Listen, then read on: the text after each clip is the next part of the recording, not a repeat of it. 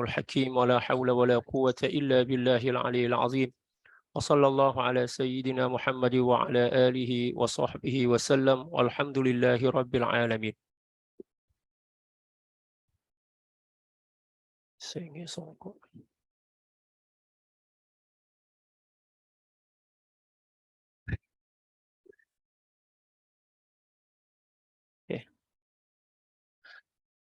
Alhamdulillah, puji syukur hadirat Allah Subhanahu wa taala.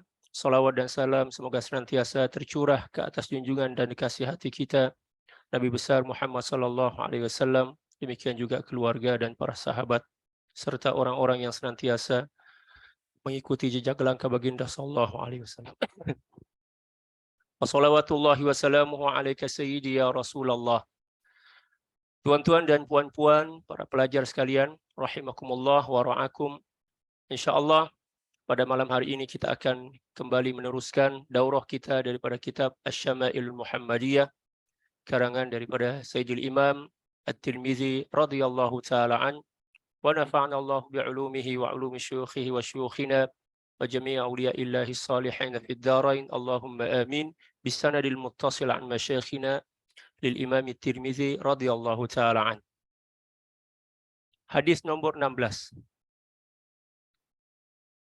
Masih lagi membahas tentang khatam, tanda kenabian baginda Rasulullah sallallahu alaihi wasallam. Tuan-tuan dan puan-puan rahimakumullah, seperti yang telah kita sedia maklum, likulli syai'in alamah. Segala sesuatu ada tanda dia. Orang yang jujur ada tanda dia. Orang yang berdusta pun ada tanda dia. Jadi apa yang tertanam dalam jiwa kita, apa yang tersembunyi di dalam hati kita, semua akan zahir. Sama ada melalui lisan ataupun wajah kita. Seperti mana para ulama mengatakan, kullu ma fik dhahara min fik. Segala sesuatu yang ada dalam dirimu itu mesti akan zahir atau nampak pada lisan ataupun juga pada raut wajah. Oleh sebab itu, kenabian baginda Rasulullah sallallahu alaihi wasallam adalah kenabian yang sangat zahir. Sebenarnya tak perlu pun kepada tanda ataupun khatam, tanda khas tentang kenabian, sebab mukjizat yang nampak pada diri baginda Rasulullah sallallahu alaihi wasallam sama ada daripada akhlak baginda sallallahu alaihi wasallam, demikian juga mukjizat yang zahir mulai daripada pokok-pokok yang senantiasa memberi salam kepada baginda, batu, demikian juga gunung ganang. Demikian juga baginda Rasulullah sallallahu alaihi wasallam senantiasa dilindungi oleh awan dan lain sebagainya. Sebenarnya itu dah cukup dah sebagai tanda yang baginda Rasulullah sallallahu alaihi wasallam adalah seorang nabi. Tetapi telah menjadi ketetapan dan ketentuan Allah Subhanahu wa taala bahwa segala sesuatu ada tandanya. Para nabi dan rasul selain daripada baginda Rasulullah sallallahu alaihi wasallam, tanda kenabian itu berada pada tangan. Tapak tangan di sini. Ada tanda dia. Kecuali baginda Rasulullah sallallahu alaihi wasallam yang mana khatamun nubuwah baginda sallallahu alaihi wasallam berada di belakang baginda sallallahu alaihi wasallam yang sejajar ya dengan jantung baginda Rasulullah sallallahu alaihi wasallam. Selain daripada baginda sallallahu alaihi wasallam, khatamun nubuwah atau tanda kenabian itu berada pada tangan kanan. Demikian juga para pewaris baginda Rasulullah sallallahu alaihi wasallam seperti mana yang disabdakan oleh baginda sallallahu alaihi wasallam, innamal ulama warasatul anbiya. Dalam riwayat yang lain, al ulama warasatul anbiya. Para ulama adalah pewaris para nabi. Seperti mana para ulama, demikian juga para aulia mewarisi ilmu daripada baginda sallallahu alaihi wasallam, mewarisi akhlak, demikian juga mewarisi tanda-tanda kewalian dan keulamaan itu. Yang setakat diketahui oleh ahlinya. La ya'riful waliya illa al-wali. Tidak ada seorang pun yang mengetahui tentang kedudukan seseorang wali kecuali sesama wali. Dan insya-Allah pada malam hari ini kita akan kembali membahas tentang khatamun nubuwah baginda Rasulullah sallallahu alaihi wasallam dengan tujuan Semoga dengan mengenali khatamun nubuwah baginda Rasulullah sallallahu alaihi wasallam, keberkatan dan juga asrar daripada khatamun nubuwah itu juga masuk ke dalam jiwa kita. Allahumma amin bijahil Mustafa sallallahu alaihi wasallam. Wa anhu bihi qala haddatsana Sa'id bin Ya'qub at-Talaqani qala haddatsana Ayyub ibn Jabir an Simak ibn Harb an Jabir bin Samurah radhiyallahu ta'ala anhu 'anil jami' qala رأيت الخاتم بين كتفي رسول الله صلى الله عليه وسلم غدة حمراء مثل بيضة الحمامة. Daripada Sayyidina Jabir bin Samurah radhiyallahu taala anhu anil jami', beliau berkata, aku melihat khatam di antara dua bahu baginda Rasulullah sallallahu alaihi wasallam berbentuk daging warna merah seumpama sebiji telur merpati. Seperti yang telah saya sampaikan bahwa khatamun nubuwah yang Allah Subhanahu wa taala letakkan pada diri baginda Rasulullah sallallahu alaihi wasallam yang berada di bahu belakang itu. Di situ ada isyarat. Di antara isyarat yang boleh kita faham daripada peletakan atau penempatan khatamun nubuwah di belakang itu menunjukkan kesempurnaan baginda Rasulullah sallallahu alaihi wasallam dan juga sebagai tanda betapa besar dan betapa dahsyatnya ujian yang akan ditimpakan oleh Allah Subhanahu wa taala ke atas diri baginda Rasulullah sallallahu alaihi wasallam. Sebab itulah setiap orang yang memiliki tanda lahir yang ada kat belakang itu selalunya kata para ulama ujian hidup dia besar, dahsyat.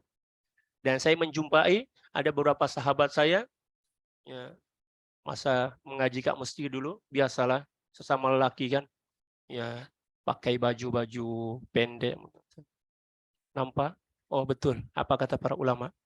Dan kawan saya itu memang ujian dia luar biasa.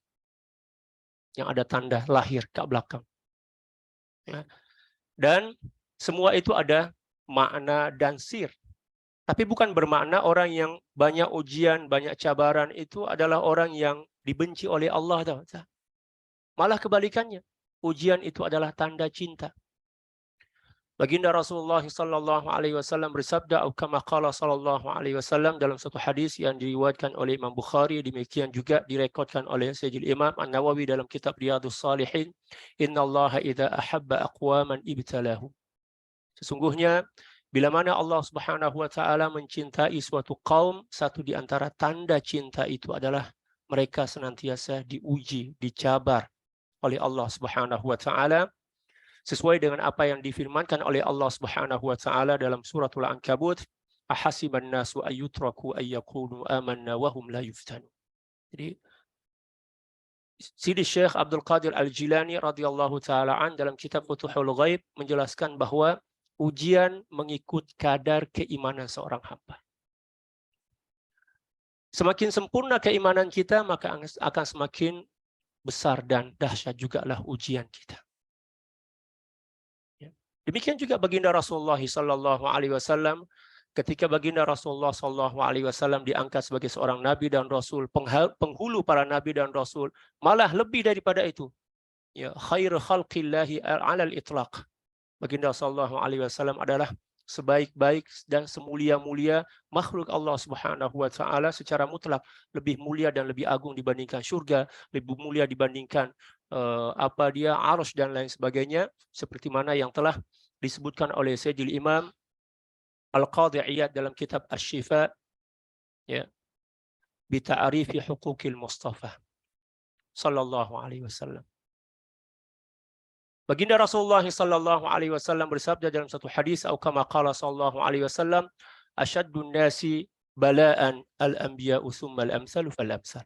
Sesungguhnya manusia yang paling besar cabaran dia adalah para nabi. Kemudian peringkat yang berada di bawah peringkat para nabi yaitu para siddiqin. Lalu kemudian para syuhada, lalu kemudian para salihin, seperti mana yang telah disebutkan oleh Allah Subhanahu wa taala dalam surat An-Nisa, may yuti'illaha wa may yuti'illaha war rasula fa ulaika ma'al ladzina an'ama Allahu 'alaihim minan nabiyyin was-siddiqin wasyuhada'i was-salihin wa hasuna ulaika rafiqa. Itulah kedudukan para hamba Allah Subhanahu wa taala yang mana mereka akan diuji dan dicabar mengikut kadar keimanan. Seterusnya, wa an bihi qala haddatsana Abu Mus'ab al-Madani qala haddatsana Yusuf bin al-Majishun an abihi an Asim bin Umar ibn Qatadah an jaddatihi Rumaisah qalat sami'tu Rasulullah sallallahu alaihi wasallam walau asya'u an uqabbil al-khatam alladhi baina katifayhi min qurbihi laf'altu yaqul li Sa'd ibn Mu'adz yawma mat ihtazza lahu arsyur rahman. Daripada Sayyidina Asim bin Umar bin Qatadah daripada datuknya Rumaisah. Beliau berkata, aku telah mendengar baginda Rasulullah sallallahu alaihi wasallam sedangkan jika aku hendak mengucup khatam yang berada antara dua bahu baginda Rasulullah sallallahu alaihi wasallam kerana terlalu dekatnya niscaya aku dapat membuatnya. Apa yang menyebabkan seorang sahabat ini terhalang untuk mengucupnya? Ta'ziman li Rasulillah sallallahu alaihi wasallam. Ya, haibah, karisma, wibawa baginda Rasulullah sallallahu alaihi wasallam yang menyebabkan sahabat ini tak sanggup untuk mengucup. Dalam hadis ini kita juga diajarkan tentang keseimbangan antara cinta dan akal. Paham? Terkadang seseorang yang terlalu cinta bila mana maqam dia tidak kukuh, maka dia akan terbuai oleh perasaan. Dia akan melakukan perkara-perkara yang tak masuk akal logik seseorang dengan alasan cinta. Itu tanda yang seseorang itu berada di maqam talwis. Jadi maqam kewalian ini ada dua, seperti mana yang disebutkan oleh Sayyidil Imam Abdurrahman Al-Kushairi radhiyallahu taala an di dalam kitab Ar-Risalatul Kushairiyah, di mana maqam kewalian itu terbagi menjadi dua. Yang pertama adalah maqamut tamkin, yaitu maqam para aulia di mana keseimbangan antara zahir dan hati mereka ada. Syariat dan hakikat mereka seimbang. Seperti mana yang nampak pada diri baginda Rasulullah sallallahu alaihi wasallam sebagai uswatun hasanah. Laqad kana lakum fi Rasulillahi uswatun hasanah liman kana yarjullaha wal yawmal akhir wa dzakarallaha katsira. Di mana segala tindak tanduk, perbuatan, ucapan, seseorang yang berada pada maqamut tamkin, dia akan kukuh, dia akan seimbang antara rasa cinta dan juga akal dia. Walaupun memang cinta itu bukan akal, tetapi akal ini akan menyeimbangkan kekuatan cinta sehingga seseorang yang cinta kepada Allah Subhanahu wa taala, yang bermakrifat kepada Allah Subhanahu wa taala, pada maqam tamkin ini dia nampak biasa-biasa saja, dan itu adalah satu di antara kesempurnaan maqam seseorang. Al-Imamul Junaid radhiyallahu taala an pernah diajak atau hadir dalam majlis sama, majlis nasyid, qasidah lah. Seperti mana yang dinakalkan oleh Sayyidil Imam Al-Kushairi dalam kitab Ar-Risalatul Kushairiyah. Lalu kemudian ketika mendengarkan sama, qasidah, nasyid, seluruh para aulia dan para ulama, para salikin yang hadir ketika itu semuanya terbuai. Ya, karam dalam lantunan nasyid. Ada yang menari dan lain sebagainya. Itu adalah luahan cinta kan. Adapun Sayyidil Imam Al-Junaid radhiyallahu taala an duduk biasa aja. Macam tak ada rasa. Kalau kita yang hadir ketika itu mungkin kita akan berburuk sangka, ini bukan wali ini. Kenapa dia tak terkesan oleh qasidah kan? Lalu ditanyalah oleh murid-murid rapat beliau radhiyallahu taala an, "Malaka ya Imam, apa yang menyebabkan Anda tidak ikut bergerak, tidak terkesan oleh nasyid ini?" Kata beliau, "Bukannya saya terkesan. Ada aja kesan, tetapi dalam hati, tubuh saya wa taral jibala tahsabuha jamidatan wa hiya tamurru marras sahab." Anda melihat gunung itu nampak tak bergerak, tetapi gunung itu sebenarnya bergerak mengikut gerakan awan. Ya kan? Ini menunjukkan bahwa Sayyidil Imam Al-Junaid radhiyallahu taala an, seperti mana yang telah digelarkan oleh para ulama sebagai sayyidut ta'ifatain, penghulu daripada dua golongan besar, yaitu golongan hakikat dan syariat, memiliki maqamut tamkin, yaitu seseorang yang tidak terbuai dan tidak terkesan oleh perubahan keadaan yang ada di sekitaran dia. Dia macam batu. Bukan bermakna tak ada perasaan, ada dalam hati, tapi dia mampu nak mengontrol diri, mengawal emosi dia itu. Bukan macam kita. Kalau kita ini terlalu gembira, bukan setakat lupa diri, bahkan kita lupa Allah juga. Auzubillah. Demikian juga ketika mana kita sedih, terlalu sedih. Sebab itulah saya selalu menyampaikan kepada diri saya sendiri, demikian juga kepada para jamaah, bila mana kita terlalu bahagia, jangan terlalu bahagia. Bila mana kita bahagia, jangan terbuai oleh rasa bahagia itu. Cepat kendalikan diri kita, kontrol diri kita. Demikian juga ketika mana kita sedih, jangan terlalu karam dan tenggelam dalam kesedihan itu. Ingat, mengikut kadar gembira kita ketika mana kita menerima nikmat seperti itu, juga lah rasa sakit yang akan kita derita ketika mana kita diuji oleh Allah Subhanahu wa taala sebagai jazaa'u wifaqa. Balasan yang sepadan. Ya kan? Boleh paham, ya? Sebab itulah ketika mana Allah bagi nikmat kepada kita, jangan terlalu gembira. Sebab apa? Ketika mana kita terlalu gembira, lalu kemudian Allah bagi musibah kepada diri kita, maka mengikut kadar kegembiraan kita ketika menerima nikmat, seperti itu juga lah kadar kesedihan dan susah hati kita ketika dicabar oleh Allah Subhanahu wa taala. Jazaa'a wifaqa. Itu maqamut tamkin. Yang kedua adalah maqam at-talwis. Maqam talwis ini adalah maqam di mana seseorang akan terbuai, akan terkesan oleh perubahan suasana hati yang ada pada diri dia, demikian juga suasana yang ada pada sekitaran dia. Tengok orang gembira, dia pun gembira. Tengok orang susah hati, dia pun susah hati. Dia terombang-ambing oleh perasaan dan akal. Tuan-tuan dan puan-puan rahimakumullah, sahabat yang melihat khatamun nubuwah, kalau kita yang lihat mungkin kita pengsan kok, atau mungkin kita tak mampu nak mengontrol luahan rasa gembira kita, mungkin kita akan melompat-lompat kegirangan kan. Khatamun nubuwah kok. Tapi sahabat yang ditarbiyah oleh baginda Rasulullah SAW, yang diajarkan tentang kesempurnaan maqamut tamkin daripada baginda Rasulullah SAW, sahabat ini mampu mengendalikan diri beliau. Ini tanda bahwa sahabat ini bukan calang-calang sahabat, tapi sahabat yang mewarisi sedikit sebanyak daripada maqamut tamkin daripada baginda Rasulullah SAW. Walaupun ada juga yang tidak mewarisi maqamut tamkin, tetapi yang diterima adalah maqamut talwis. Ada seorang perempuan makcik yang begitu rindu kepada baginda Rasulullah SAW sampai menangis-nangis.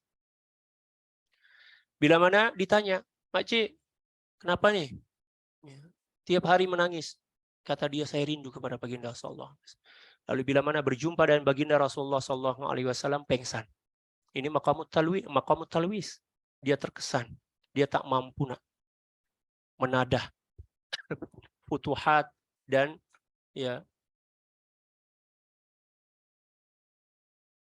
waridat ilahiyah yang ada dalam diri dia. Sebab itulah kita diajarkan untuk mempersiapkan cawan yang kuat sebelum kita meletakkan air. Mengikut kadar besarnya cawan kita, seperti itu juga lah limpahan fudhudat ataupun limpahan madat daripada Allah Subhanahu wa taala yang kita terima. Kalau cawan kita daripada cawan plastik, ditumpahkan air panas ke dalamnya, kemek lah kan.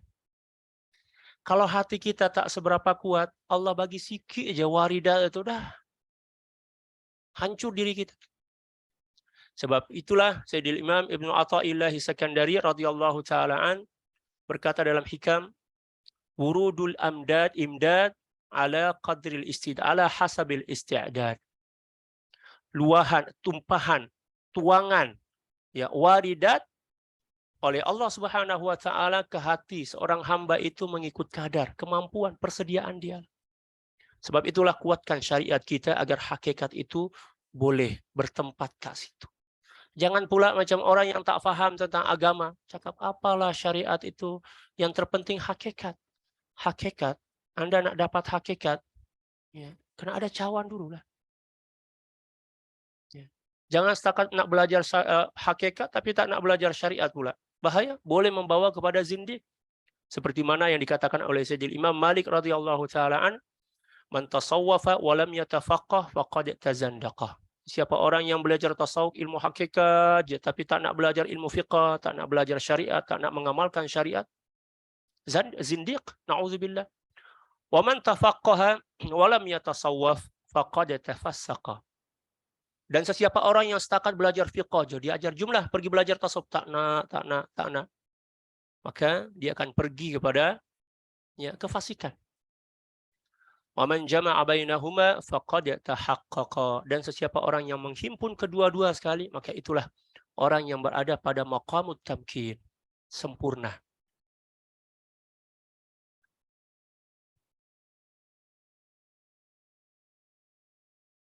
Ia bersabda kepada Sayyidina Sa'ad bin Mu'adz radhiyallahu ta'ala an, pada hari kematiannya bergetarlah baginya arsy Rahman. Jadi di sini baginda Rasulullah sallallahu alaihi wasallam menunjukkan betapa hebat kedudukan dan maqam Sayyidina Sa'ad bin Mu'adz di sisi Allah Subhanahu wa taala, di mana ketika beliau meninggal dunia arsy bergoncang. Demikian juga para aulia. Para aulia ketika mana meninggal dunia maka akan menggoncangkan arsy Rahman Allah Subhanahu wa taala. Apa yang menyebabkan dia arsy ini goncang? Terlalu gembira nak jumpa dengan kekasih Allah Subhanahu wa taala. Wa an bihi qala haddatsana Ahmad bin Abdah ad-Dabbi wa Ali bin Hujr wa ghairu wahidin qalu haddatsana Isa bin Yunus an Umar bin Abdullah maula Ghufrah qala haddatsani Ibrahim ibn Muhammad ibn min walad Ali bin Abi Talib radhiyallahu ta'ala an wa karramallahu wajhahu wa alayhi salam qala كان علي إذا وصف رسول الله صلى الله عليه وسلم فذكر الحديث بطوله وقال بين كتفيه خاتم النبوة وهو خاتم النبيين صلى الله عليه وسلم.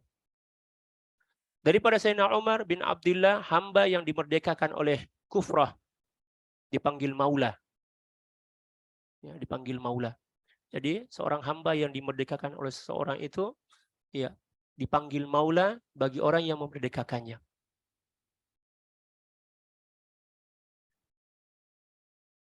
Dia berkata, Sayyidina Ibrahim bin Muhammad, anak kepada Sayyidina Ali bin Abi Talib radhiyallahu ta'ala anhu alaihi salam wa karramallahu wajha. Dia berkata, Sayyidina Ali bin Abi Talib radhiyallahu ta'ala an, apabila ia mensifatkan atau menyebutkan tentang sifat-sifat baginda Rasulullah sallallahu alaihi wasallam, lalu Sayyidina Ibrahim pun menyebutkan sepotong hadis yang panjang. Sayyidina Ali berkata radhiyallahu ta'ala an, antara dua bahu baginda Rasulullah sallallahu alaihi wasallam ada khatam kenabian dan baginda sallallahu alaihi wasallam adalah penutup para nabi. Sama dengan apa yang disebutkan oleh Allah Subhanahu wa taala di dalam suratul Ahzab, laqad kana ma kana Muhammadun aba ahadin min rijalikum walakin rasulallahi wa khataman nabiyyin. Itulah kedudukan baginda Rasulullah sallallahu alaihi wasallam. Walaupun baginda Rasulullah sallallahu alaihi wasallam datang terakhir sebagai seorang nabi dan rasul, tetapi kedudukan baginda Rasulullah sallallahu alaihi wasallam berada pada posisi di hadapan bagi para nabi dan rasul. Jadi daripada kedatangan baginda Rasulullah sallallahu alaihi wasallam sebagai nabi terakhir secara jasad, lalu kemudian kedudukan baginda sallallahu alaihi wasallam sebagai nabi pertama mengajarkan kepada kita bahwa tak semestinya orang yang datang kemudian itu lebih rendah dibandingkan orang yang datang pada awal, datang awal. Ya. Seperti mana yang dikatakan oleh para ulama, yuakhiruka liyuqaddimaka. Ya. Akharakallah liyuqaddimak. Allah menepikan kamu, tetapi tujuannya untuk apa? Mengangkat derajatmu. Tujuannya untuk meletakkanmu di depan. Mengapa Allah Subhanahu wa taala tidak meletakkan baginda Rasulullah sallallahu alaihi wasallam ada di depan secara zahir? Maknanya baginda sallallahu alaihi wasallam datang dulu sebelum nabi yang lain. Kalau sekiranya baginda Rasulullah sallallahu alaihi wasallam datang lebih awal, maka hilanglah seluruh cahaya kenabian selain daripada baginda Rasulullah sallallahu alaihi wasallam. Ya kan? Baginda sallallahu alaihi wasallam. وعن به قال حدثنا محمد بن بشار قال حدثنا أبو عاصم قال حدثنا عزرة بن ثابت قال حدثني علباء بن أحمر اليشكري قال حدثني أبو يزيد عمر بن أخطب الأنصاري قال قال لي رسول الله صلى الله عليه وسلم يا أبا زيد أدن مني فامسح ظهري فمسحت ظهره فوقعت أصابعي على الخاتم فقلت وما الخاتم قال شعرات مجتمعات sallallahu alaihi wasallam. Daripada Sayyidina Abu Zaid bin Amr bin Khattab Al-Akhtab Al-Ansari radhiyallahu taala anhu anil jami', beliau berkata, baginda Rasulullah sallallahu alaihi wasallam telah berkata kepadaku, wahai Abu Zaid, dekatkanlah ya kepadaku, dekatlah kepadaku. Kemudian ya, sapu belakangku. Baginda sallallahu alaihi wasallam menyuruh. Inilah yang menyebabkan sahabat itu berani juga. Buat juga sebab baginda sallallahu alaihi wasallam menyuruh. Dan suruhan baginda Rasulullah sallallahu alaihi wasallam adalah perintah yang wajib ditunaikan. Sebab menunaikan perintah baginda Rasulullah sallallahu alaihi wasallam sama dengan menunaikan perintah Allah Subhanahu wa taala. May yuti'ir rasulah faqad ata'a Allah. Siapa orang yang mengikuti, tunduk dan patuh kepada baginda Rasulullah sallallahu alaihi wasallam, hakikatnya patuh kepada Allah Subhanahu wa taala. Sebab diperintahkan oleh baginda sallallahu alaihi wasallam, pada akhirnya sahabat itu juga berani. Walaupun dalam keadaan gemetar. Ya kan? Sebab haibah daripada baginda Rasulullah sallallahu alaihi wasallam. Memanglah kata para ulama, ada beberapa tempat di mana adab itu lebih didahulukan dibandingkan perintah. Seperti mana yang dilakukan oleh Sayyidina Ali bin Abi Thalib radhiyallahu ta'ala ketika berlakunya Sulhul Hudaybiyah. Ya kan, ada perjanjian Sulhul Hudaybiyah antara baginda Rasulullah sallallahu alaihi wasallam dengan kaum musyrikin. Di mana perjanjian itu ditulis di atas secarik kertas. Dan yang menulisnya adalah Sayyidina Ali bin Abi Thalib. Hadza min Muhammadin Rasulillah sallallahu alaihi wasallam. Ini adalah perjanjian yang datang daripada baginda Nabi Muhammad Rasulullah sallallahu alaihi wasallam. Kata pemuka daripada kafir Quraisy itu cakap, saya tak nak lah. Kenapa padam tuh? Kami tak percaya pun yang dia itu Rasul. Lalu kemudian baginda Rasulullah sallallahu alaihi wasallam bersabda kepada Sayyidina Ali, umhu. Padam, kata Rasulullah itu. Ya. Kata Sayyidina Ali, saya tak mampu untuk memadamnya. Padahal diperintahkan kan. Sayyidina Ali tak nak buat. Lalu kemudian baginda sallallahu alaihi wasallam lah yang memadamnya. Mengapa Sayyidina Ali tidak menunaikan perintah baginda Rasulullah sallallahu alaihi wasallam untuk memadam ya perkataan Rasulullah sallallahu alaihi wasallam dalam surat perjanjian itu? Sebab Sayyidina Ali lebih mengedepankan adab dibandingkan perintah. Boleh ya? Ada tempat-tempat tertentu di mana ya adab itu kena didahulukan dibandingkan perintah. Ya. Mengapa baginda Rasulullah sallallahu alaihi wasallam tak marah? Baginda sallallahu alaihi wasallam tak marah sebab itulah yang sepatutnya dilakukan oleh Sayyidina Ali, mengedepankan adab dibandingkan perintah. Sama juga ketika mana Sayyidina Abu Bakar radhiyallahu ta'ala menjadi imam. Ya kan? Ketika baginda Rasulullah sallallahu alaihi wasallam tengah sakit, lalu kemudian para sahabat memberi isyarat kepada Sayyidina Abu Bakar bahwa baginda Rasulullah sallallahu alaihi wasallam ya datang juga nak sholat berjamaah bersama para sahabat, lalu kemudian Sayyidina Umar, Sayyidina Abu Bakar ya nak ke belakang. Bagi laluan kepada baginda Rasulullah sallallahu alaihi wasallam. Lalu baginda sallallahu alaihi wasallam bersabda, "Makanak ya Abu Bakar." Tetap di tempat kamu, tak perlu pun berundur. Tapi Sayyidina Abu Bakar berundur juga. Lalu kemudian baginda Rasulullah sallallahu alaihi wasallam ke depan, Maknanya Sayyidina Abu Bakar tidak menunaikan perintah kan, sebab mengedepankan adab dan akhlak, nak jaga kemuliaan dan keagungan baginda Sallallahu Alaihi Wasallam. Manakala sholat telah selesai, ya, dan uniknya baginda Sallallahu Alaihi Wasallam yang datang sebagai seorang makmum diletakkan dan dijadikan oleh Sayyidina Abu Bakar sebagai seorang imam. Dan ini setakat berlaku sekali di dalam, ya, sejarah. Makmum yang datang sebagai masbuk sepatutnya jadi makmum lah kan. Tetapi ya, dijadikan imam oleh Sayyidina Abu Bakar radhiyallahu taalaan. Sayyidina Abu Bakar mengikuti, ya, gerakan sholat daripada baginda Rasulullah sallallahu alaihi wasallam, dan para sahabat mengikuti gerakan sholat Sayyidina Abu Bakar. Ini adalah khususiat, ya, baginda Rasulullah sallallahu alaihi wasallam. Lalu kemudian setelah sholat selesai, baginda Rasulullah sallallahu alaihi wasallam bertanya, "Wahai Abu Bakar, kenapa kamu berundur?" Kata beliau, ya, tidak layaklah Abu Quhafah ini berada di hadapan baginda Rasulullah SAW. Dan baginda Rasulullah SAW gembira mendengarkan jawaban daripada Sayyidina Abu Bakar Siddiq radhiyallahu taala. Dan inilah di antara perkara di mana adab itu dan akhlak lebih kita depankan, dahulukan dibandingkan perintah. Sebab terkadang-kadang perintah kan hukumnya sunnah kan. Tidak semua perintah itu hukumnya wajib. Manakala adab itu wajib. Paham? Ya, tidak semua perintah itu wajib. Ya, terpulang kepada qarinah dialah. Kalau ada qarinah yang menunjukkan bahwa perintah itu adalah wajib, maka hukumnya wajib. Kalau ada qarinah yang menunjukkan bahwa ianya adalah sunnah, maka kedudukannya sunnah. Terpulang kepada qarinah dia. Ya kan? Al-hukmu yaduru ma'illatihi wujudan wa adaman. Hukum itu akan senantiasa bertukar mengikut sebab hukum dia. Sebab itulah perlu kita belajar usulul fiqh untuk mengetahui illat-illat hukum dan juga mengetahui tentang penempatan hukum hakam mengikut keadaan. Kita tak boleh memaksakan hukum. Kena buat juga, ini wajib. Memang wajib, kita paham wajib. Tapi sesuai tak? Bertempat tak? Apatah lagi setakat perkara-perkara sunnah kita nak paksakan diri, paksakan ke atas orang lain untuk mengamalkannya, ya, padahal tempat dan situasi tak sesuai, tak boleh. Ya kan?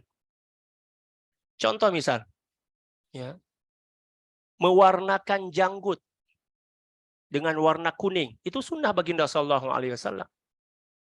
Ya kan? Tapi kalau kita amalkan sekarang di tempat kita di mana, ya, mewarnakan janggut itu, apatah lagi di Mesir, orang yang mewarnakan janggut itu masyarakat, ya, anggap sebagai orang tua yang nak kawin lagi. Menjadi fitnah lah kan. Itu adat mereka macam itu. Oleh sebab itu tidak ada seorang pun ulama-ulama Mesir yang mewarnakan janggut. Janggut sini, janggut dan cambang. Nah, sebab apa? Menjadi adat, ya. Tradisi orang Arab Mesir itu, satu di antara tanda yang seseorang nak kawin lagi adalah hati-hati. Nah, lalu kemudian baginda Rasulullah SAW mencontohkan dan juga mensunnahkan kepada kita untuk mewarnai kan. Tapi kita kena ingat, al-hukmu yaduru ma'illatihi wujudan wa adaman. Hukum itu terpulang kepada, tergantung kepada illat dia. Kita tak boleh nak paksakan di nak amalkan sunnah juga. Betul, nak amalkan sunnah itu kena bertempat juga kan. Ya, perlu, ya, kita faham tentang ilmu yang mengajarkan kepada kita macam mana cara nak meletakkan hukum hakam itu agar selari dengan ruhus syariah, maqasidus syariah. Nah, perlu kita belajar maqasidus syariah. Ya kan? Al-Imamul Asy-Syatibi membuat atau mengarang satu kitab yang dipanggil Al-Muwafaqat.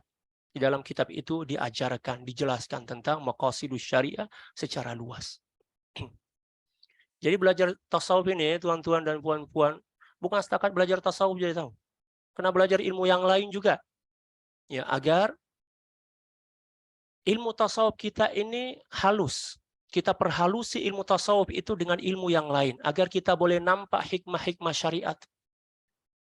Kalau kita tak faham ilmu yang lain, tak nampak hikmah syariat. Ya kan?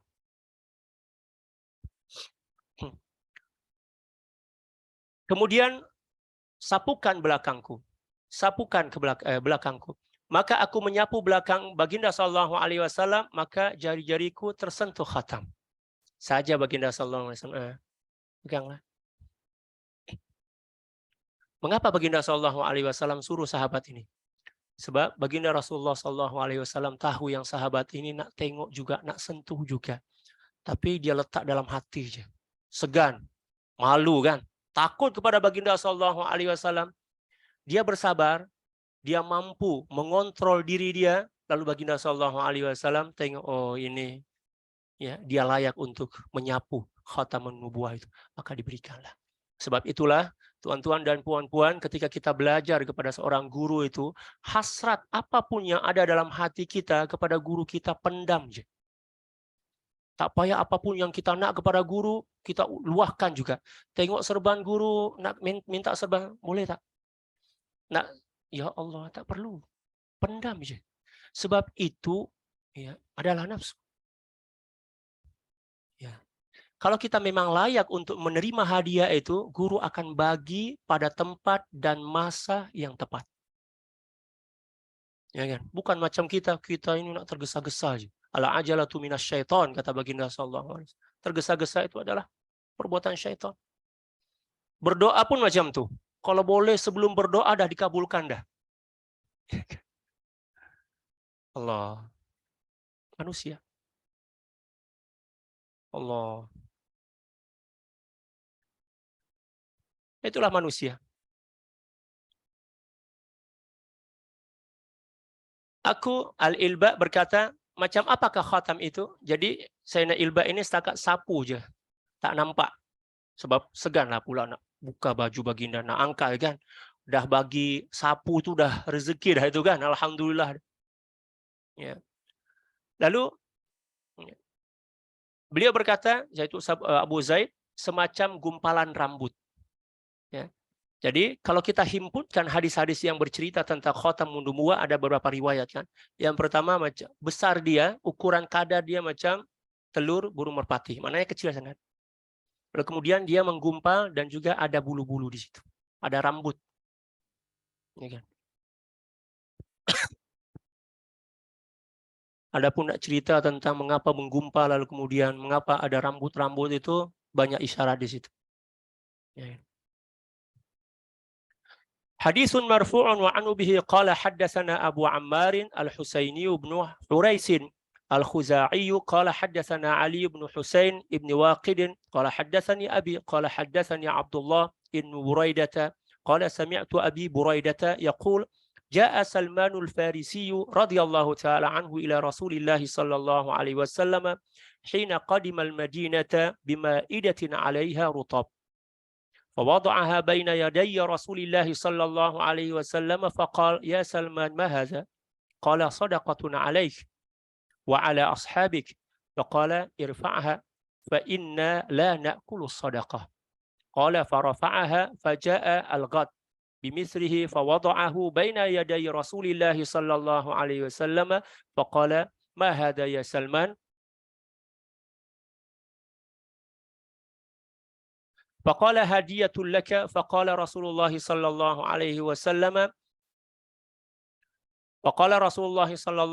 وسلم لأصحابه أبسطوا ثم نظر إلى الخاتم على ظهر رسول الله صلى الله عليه وسلم فآمن به وكان لليهود فاشتراه رسول الله صلى الله عليه وسلم بكذا وكذا درهما على أن يغرس لهم نخلة فعمل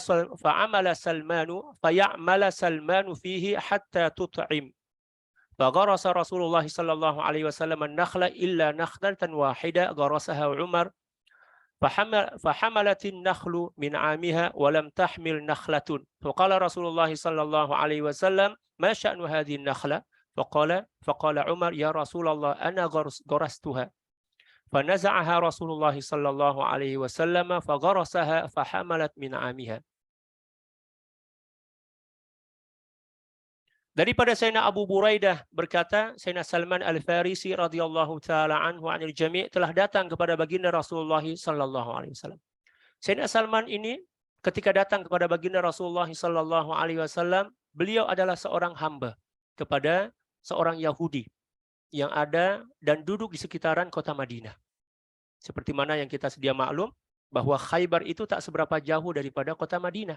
Dan di sekitaran kota Madinah itu ramai orang-orang Yahudi dan ahli kitab yang lain yang menunggu kedatangan baginda Rasulullah SAW seperti mana yang telah dijanjikan oleh Allah Subhanahu wa taala dalam kitab suci mereka. Dan mereka tahu yang baginda Rasulullah SAW itu adalah nabi akhir zaman yang dijanjikan dalam kitab Taurat dan Injil. Tanda-tanda kenabian itu nampak oleh mereka. Tetapi disebabkan karena hasad, iri, dengki, dia orang tak suka. Ya, nabi itu, nabi akhir zaman ini datang daripada keturunan Sayyidina Ismail alaihissalam. Dia orang berharap datang daripada keturunan Nabi Ishak. Sebab Nabi Ishak ini adalah merupakan moyang atau atok kepada orang Yahudi. Rupanya Allah Subhanahu wa taala berkehendak lain, ya. Sayyidina baginda Rasulullah SAW dilahirkan daripada keturunan Sayyidina Ismail. Mereka hasad. Padahal dia orang tahu yang baginda SAW itu adalah benar-benar nabi seperti mana yang dijanjikan dalam kitab Taurat dan Injil. Allah Subhanahu wa taala berfirman, "Alladzina atainahumul kitaba ya'rifunahu kama ya'rifuna abna'ahum." Dan orang-orang yang telah diberi kitab kepada mereka, mereka tahu yang baginda SAW itu adalah nabi. Malah pengetahuan mereka tentang kenabian baginda SAW itu lebih dibandingkan pengetahuan mereka tentang anak-anak mereka sendiri. Kalau kita ada anak kan, dengar suara aja kita dah tanda, oh anak saya. Dengar derap ataupun bunyi trompa atau selipar dia, kita dah tahu dah langkah anak kita macam mana kan. Orang Yahudi tahu yang baginda SAW nabi akhir zaman, tapi mereka tak nak beriman. Sebab apa? Sebab hasad, iri, dengki. Padahal sebelum kedatangan baginda SAW, sebelum kelahiran baginda SAW, mereka pernah bertawassul kepada Allah Subhanahu wa taala melalui baginda Rasulullah SAW agar dimenangkan dalam peperangan. Ya kan? Falamma ja'ahum ma 'arafu kafaru bih fala'natullahi 'alal kafir. Tapi bila mana baginda Rasulullah SAW telah datang dan nampak zahir tanda-tanda kenabian itu, falamma ja'ahum ma 'arafu kafaru bih. Mereka adalah orang-orang pertama yang kufur, ya, mengingkari kenabian baginda SAW, tak nak beriman kepada baginda SAW disebabkan karena hasad, iri, dengki. Nauzubillah. Kena buang sifat hasad. Ya, tidaklah iblis enggan untuk sujud kepada Nabi Adam ketika mana Allah Subhanahu wa taala memerintahkannya untuk sujud kecuali disebabkan karena hasad. Jadi sebenarnya penyakit yang mula-mula ada dalam diri iblis itu bukan takabur, tetapi hasad. Sifat hasad dulu. Sebab itulah baginda SAW bersabda, "Iyyakum wal hasad, fa innal hasad ya'kulul hasanati kama ta'kulun narul hatab." Hati-hati dengan sifat hasad, iri, dengki. Karena sungguhnya sifat hasad, iri, dengki Allah sangat berbahaya. Membakar seluruh kebaikan yang ada dalam hati kita seperti mana api membakar dan melalap habis, ya, kayu yang kering. Tengok kawan kita berjaya, sepatutnya kita gembiralah. Ini pula, kenapa dia yang berjaya bukan saya? Orang berikhtiar, orang berusaha, layaklah dia peroleh kan. Kita yang malas ini, memang tak layaklah untuk berjaya. Sifat hasad ini luar biasa. Sifat hasad ini, para jamaah sekalian, bukan setakat berlaku antara seseorang dengan orang lain. Malah terkadang adik-beradik. Di antara adik-beradik itu ada sifat hasad. Seperti mana yang berlaku pada keturunan Nabi Adam. Kabil dan Habil. Ya, hasad. Itu akar, ya, daripada penyakit, punca kepada seluruh. Na'udzubillah, am yahsuduna an-nasa 'ala ma atahumullahu min fadli. Na'udzubillah, summa na'udzubillah. Jadi Sayyidina Salman Al-Farisi ini menunggu-nunggu, dan Sayyidina Salman Al-Farisi adalah seseorang yang banyak belajar tentang isi kitab, isi kandungan kitab-kitab terdahulu. Beliau datang daripada, ya, Persia. Ya, sekarang Iran lah kan. Ya, lari daripada kampung halaman dia, berpindah dari satu agama ke agama yang lain. Memang beliau suka belajar tentang agama. Wawasan beliau luar biasa tentang agama. Kemudian, ya, beliau dibeli oleh orang Yahudi dan diperhambakan. datang kepada baginda Rasulullah SAW ketika mana mendengar ada seorang lelaki yang mendakwa diri sebagai seorang nabi dan rasul di kota Madinah, maka beliau datang. Beliau tahu bahwa satu di antara tanda seorang nabi akhir zaman adalah tidak makan sedekah. Maksudnya tidak makan zakat. Haram bagi baginda SAW dan seluruh ahli bait baginda SAW untuk makan zakat dan sedekah. Sayyidina Salman datanglah seperti mana yang disebutkan di sini. Ya. Sayyidina Salman Al-Farisi telah datang kepada baginda Rasulullah SAW ketika baginda SAW tiba di Madinah dengan membawa satu hidangan buah kurma. Lalu diletakkannya di hadapan baginda Rasulullah SAW. Nak cabar lah ini, betul ke Nabi bukan? Ya kan? Maka baginda SAW bertanya, wahai Salman, apa ini? Ya. Maka beliau menjawab, sedekah untuk baginda dan para sahabat baginda. Nah, di sini engkau, tapi saya tak bolehlah kita sebut engkau kepada baginda kan. Kita panggil baginda lah kan, lebih hormat. Maka baginda SAW berkata, angkatlah ia, sesungguhnya kami tidak memakan sedekah. Apa maksud daripada kami di sini? Kami di sini adalah baginda dan seluruh ahli bait, seluruh keturunan baginda SAW. Haram mereka memakan sedekah dan zakat. Sebab apa? Zakat itu adalah kotoran harta, tak layak untuk dimakan oleh orang-orang mulia. Liyutahhirakum ahlal bait. Ya kan? Dalam Al-Quran. Haram hukumnya. Kalau kita habiskan jelas. Allah, kalau boleh tambah lagi. Ya kan? Sebab memang kita bukan keturunan tak ada darah baginda sallallahu alaihi wasallam yang mengalir dalam diri kita, tapi para syurafa, para habaib, ya kan? Para sadat, ya tak boleh. Ya, haram hukumnya. Beliau berkata, maka dia pun mengangkatnya. Maka keesokan harinya beliau membawa datang seumpamanya lalu diletakkan di hadapan baginda Rasulullah SAW. Maka baginda Rasulullah SAW bertanya, apa ini wahai Salman? Maka beliau menjawab, hadiah untuk baginda SAW. Maka kata baginda Rasulullah SAW kepada para sahabat baginda, ya, persilahkan semua, persilahkan semua. Ketika itu ia terlihat, ya, beliau terlihat khatam pada belakang baginda Rasulullah SAW, lalu beliau beriman kepadanya. Jadi ada dua yang dilakukan, atau ada dua tanda kenabian yang ditunggu-tunggu oleh Sayyidina Salman Al-Farisi untuk beriman kepada baginda. Tanda-tanda yang lain beliau nampak dah. Satu di antara tanda kenabian atau tanda kerasulan baginda SAW, bila mana baginda SAW duduk bersama para sahabat, ya, dan sahabat itu kan ramai yang tinggi-tinggi besar kan. Tetap baginda SAW yang nampak lebih tinggi dibandingkan para sahabat. Padahal tinggi baginda SAW tak sama dengan tinggi para sahabat. Tapi nampak terserlah macam itu. Sayyidina Salman nampak dah semua itu. Ada dua benda aja yang tak nampak. Yang tak nampak lagi. Yang pertama, adakah ya, baginda SAW memakan sedekah atau tidak? Sebab disebutkan dalam kitab-kitab terdahulu Taurat dan Injil bahwa di antara tanda seorang nabi itu tidak makan sedekah. Lalu didatangkanlah kurma itu, lalu kemudian baginda SAW datang, oh dia nak, ya, nak teh saya lah ini. Oke. Ya, baginda SAW mengetahui. Allah, mukjizat baginda. Lalu kemudian yang kedua kali, baginda SAW bagi nampak.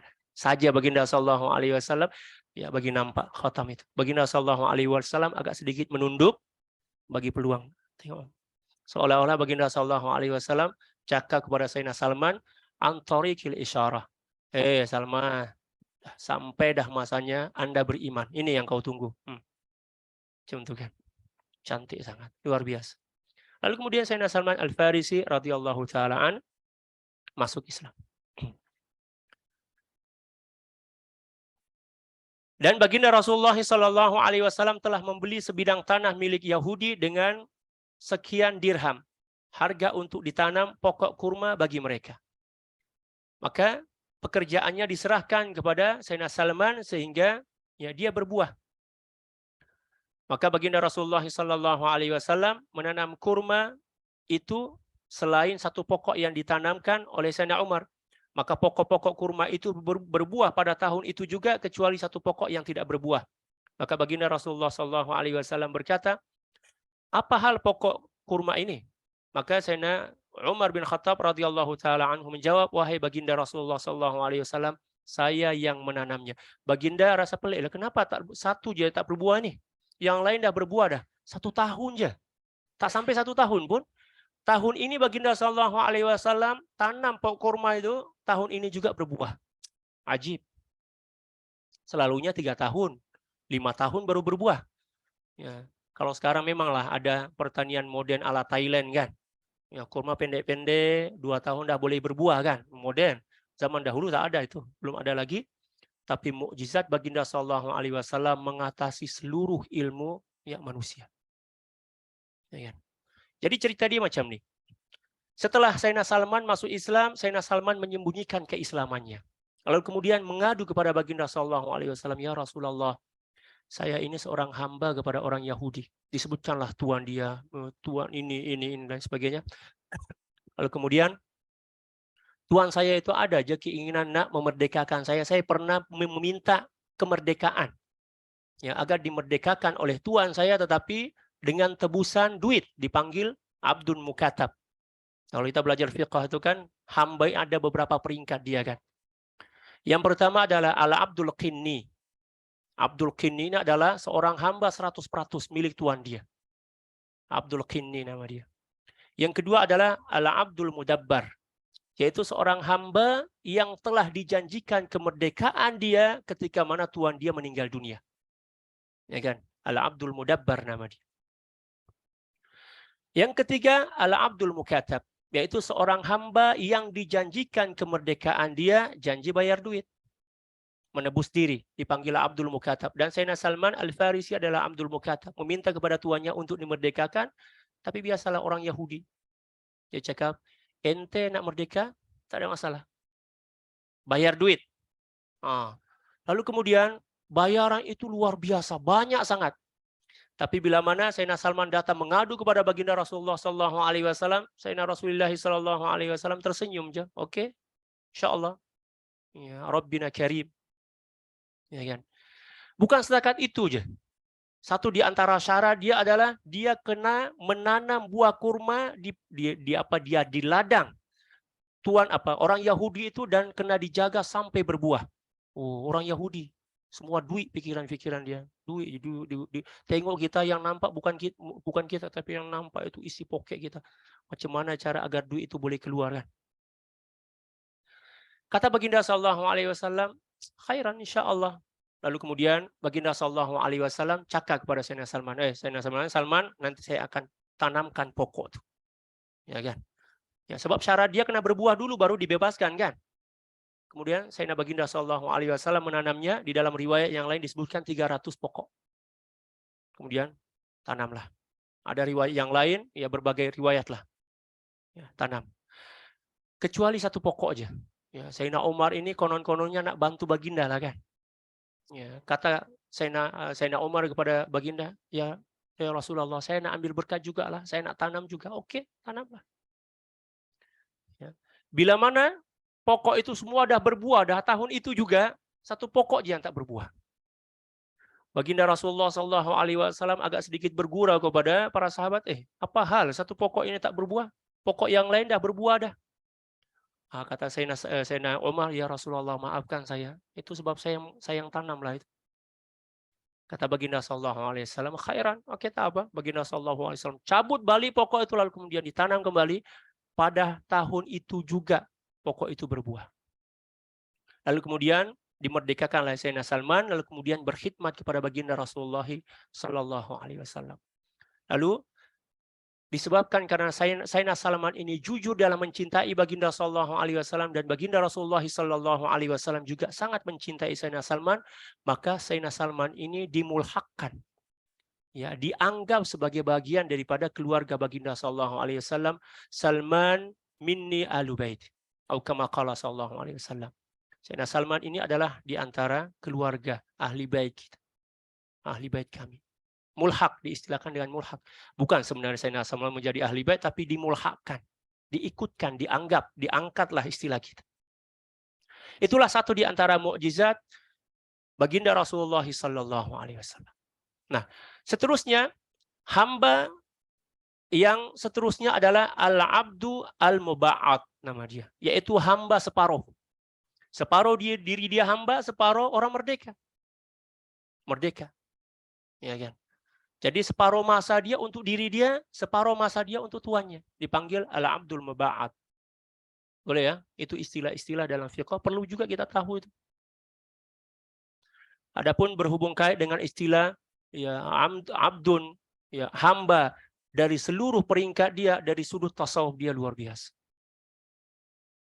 Hendaklah kita menjadi al-abdul qinni, hamba yang betul-betul murni karena Allah Subhanahu, hamba hanya kepada Allah saja.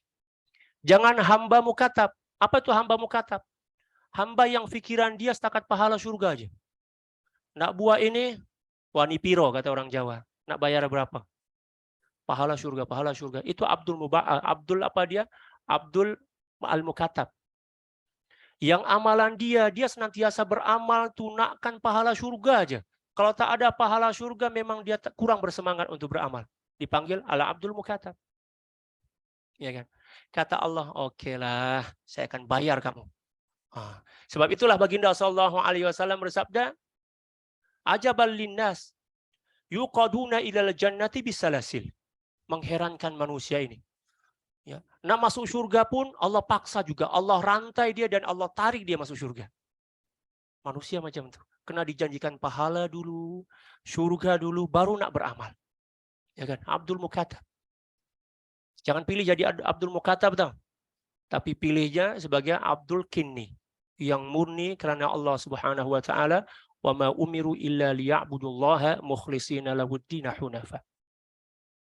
Nah, panjang cerita tentang itu, nanti tak habis ini daurah kita. Allah. Lalu kemudian merdekalah Sayyidina Salman Al-Farisi, lalu kemudian senantiasa berkhidmat kepada baginda Rasulullah sallallahu alaihi wasallam, dan baginda sallallahu alaihi wasallam sangat menghormati beliau, malah satu di antara strategi perang ya yang diketahui oleh Salman, Sayyidina Salman ini diguna pakai juga oleh baginda Rasulullah sallallahu alaihi wasallam dalam perang apa? Khandak. Pembuatan Khandak Parit itu adalah strategi perang orang-orang Parsi yang disampaikan, yang dicadangkan oleh Sayyidina Salman kepada baginda Rasulullah sallallahu alaihi wasallam. Itulah cara baginda Rasulullah sallallahu alaihi wasallam menghormati semua orang. Padahal kalau nak ikut keinginan baginda sallallahu alaihi wasallam, Nabi dan Rasul kan, mudah aja minta kepada Allah, ya Allah, strategi perang yang paling sesuai itu mana? Mana satu? Ya, tapi baginda sallallahu alaihi wasallam ini adalah orang yang insan yang luar biasa, menghargai, menghormati, ya kan? Baginda tanya juga, nah, apa cadangan para sahabat? Kita nak berperang dah ini. Nah, bagilah cadangan, mana tahu ada yang ya bagus dan lain sebagainya. Bolehlah kita pakai. Sayyidina Salman datang, ya Rasulullah, mohon maaflah, bukan saya nak memandai-mandai, ini nak bagi tahu. Jadi kami ada pengalaman perang di Parsia ketika mana kita perang macam ini. Lalu kemudian baginda Rasulullah sallallahu alaihi wasallam menerima cadangan itu. Bukan macam kita, oh tak boleh, tak boleh. Ya, karena saya juga yang mengambil keputusan. Ente ini budak kecil lagi. Saya dah banyak makan garam dan asam kehidupan. Oke lah, kalau macam itu. Itulah darah tinggi kan, sebab terlalu banyak makan garam. Hormatilah pendapat orang lain. Ya. Sebab dengan menghormati dan menghargai pendapat orang lain, Allah akan mengangkat derajat kita, dan cara terbaik untuk menghormati diri kita adalah dengan menghormati orang lain. Ya kan? Baginda sallallahu alaihi wasallam bersabda, "Kama tadinu tudan." Seperti mana kamu berbuat, maka itu jugalah yang akan Allah timpakan ke atas dirimu. In ahsantum ahsantum li anfusikum, in asatum falah. Hal jazaul ihsan illal ihsan. Banyak sangat dalil dia dalam Al-Quran. Tapi kita ini, sifat ego kita kan. Apatah kita tuan guru, ustaz, ramai jamaah, kena cadangan kita. Semua kena uskut. Ya, balas kalam, kata orang Mesir. Wa anu bihi qala haddatsana Muhammad bin Bashar qala haddatsana Bishr bin Al-Waddah qala haddatsana Abu Uqail Abu Aqil Ad-Dawraqi an Abi Nadrata Al-Auqi radhiyallahu taala anhu al-jami' qala Sa'altu Aba Sa'idin al-Khudri radhiyallahu ta'ala an khatami Rasulillah sallallahu alaihi wasallam, yakni khatamun nubuwah, faqala kana fi dhahrihi bid'atun nashizatun. Daripada Sayyidina Abu Nadra al-Auqi, beliau berkata, aku telah bertanya kepada Sayyidina Abu Sa'id al-Khudri radhiyallahu ta'ala tentang khatam baginda Rasulullah sallallahu alaihi wasallam, yaitu khatam kenabian. Maka beliau berkata, terdapat di belakang baginda sallallahu alaihi wasallam daging yang timbul menonjol. Dan Sayyidina Abu Sa'id al-Khudri ini di antara para sahabat al-mu'minal muksirina fi riwayatil hadis. Di antara 10 sahabat yang paling banyak meriwayatkan hadis daripada baginda sallallahu alaihi wasallam. Wa anu bihi qala haddatsana Ahmad bin Miqdam Abu al-Ash'athi al-Ijli al-Basri qala akhbarana Hammad bin Zaid an Asim al-Ahwali an Abdullah bin Sarjisa qala ataitu Rasulullah sallallahu alaihi wasallam wa huwa fi nasi min ashabihi fadurtu hakadha min khalfihi fa'arafa alladhi uridu fa'alqa ar-rida'a an dhahrihi fara'aitu mawdi' al-khatam ala katifaihi sallallahu alaihi wasallam مثل الجمع حولها خيلان كأنها سآليل فرجعت حتى استقبلته فقلت غفر الله لك يا رسول الله صلى الله عليه وسلم فقال ولك فقال القوم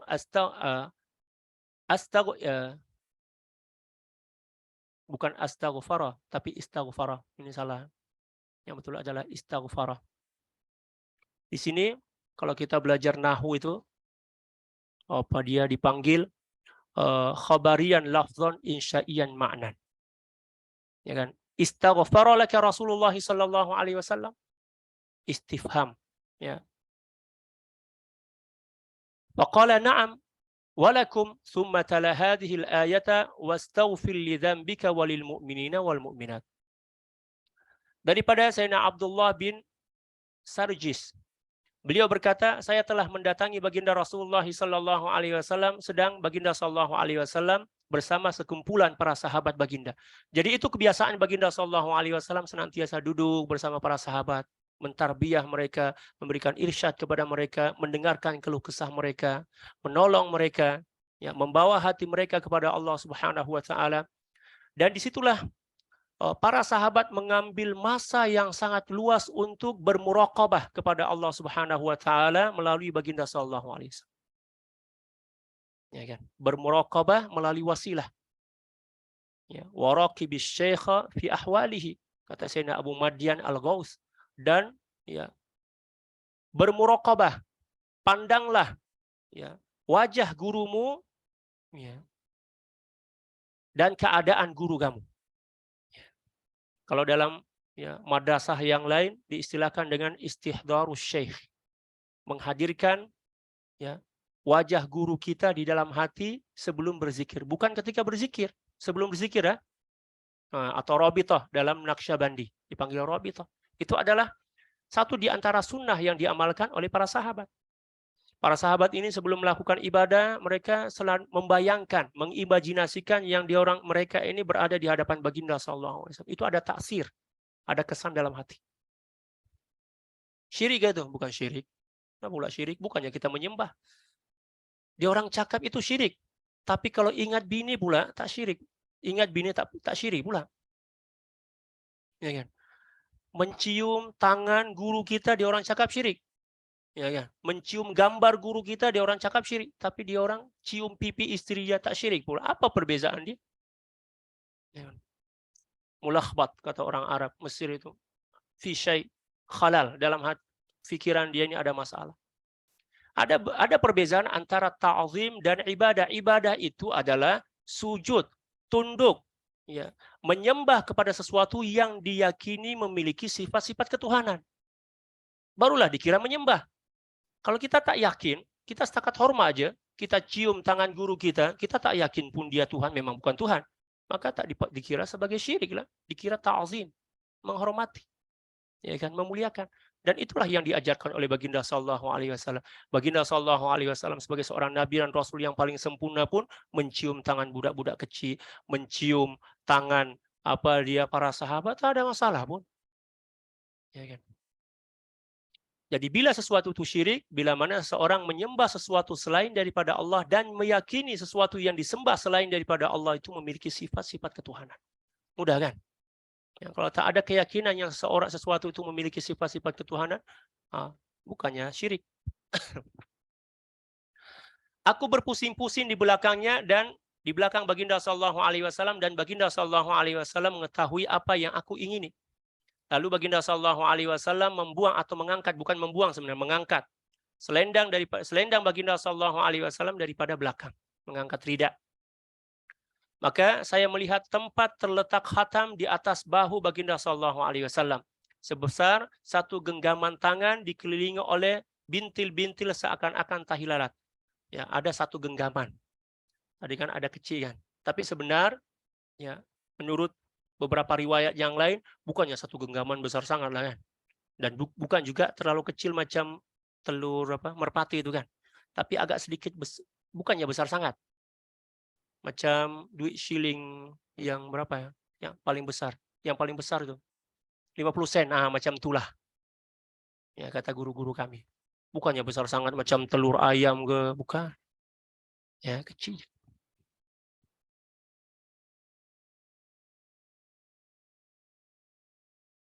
Maka di sini disebutkan bintil-bintil seakan tahi lalat atau kutil. Sebenarnya bukan. Seakan-akan aja kan. Kalau kutil ini dikira sesuatu yang buruk lah. Kalau dalam bahasa Indonesia kutil itu daging tumbuh. Sama tadi sini. Daging tumbuh. Adapun kutil khotamud nubuwah bukan kutil, di sini terjemah mungkin tak sesuai ya. Kutil ini sesuatu yang buruk. Ya, menyerupakan atau mengumpamakan sesuatu yang mulia dengan sesuatu yang buruk itu al-qiyas ma'al farik. Ya, kata ahli usul fiqh, mengkiaskan sesuatu dengan cara yang tak betul. Kalau nak mengkiaskan sesuatu itu kena dengan sesuatu yang lebih cantik lah. Yang tak betul di sini adalah terjemahan. Mungkin pening penterjemahan ini. Nah, pakai istilah apa? Dia terfikirlah kutil, oke lah, pakai aja lah. Padahal tak patut sebenarnya kita jadikan sebagai perumpamaan atau kita pakai istilah itu dalam terjemahan. Tapi tak apalah. Ya. Maka saya kembali menghadapnya, lalu ya saya berkata, semoga Allah Subhanahu wa taala mengampuni dika wahai baginda sallallahu alaihi wasallam.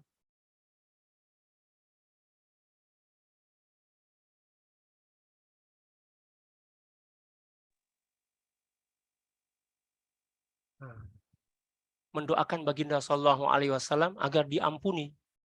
Baginda ada dosa ke? Tak ada.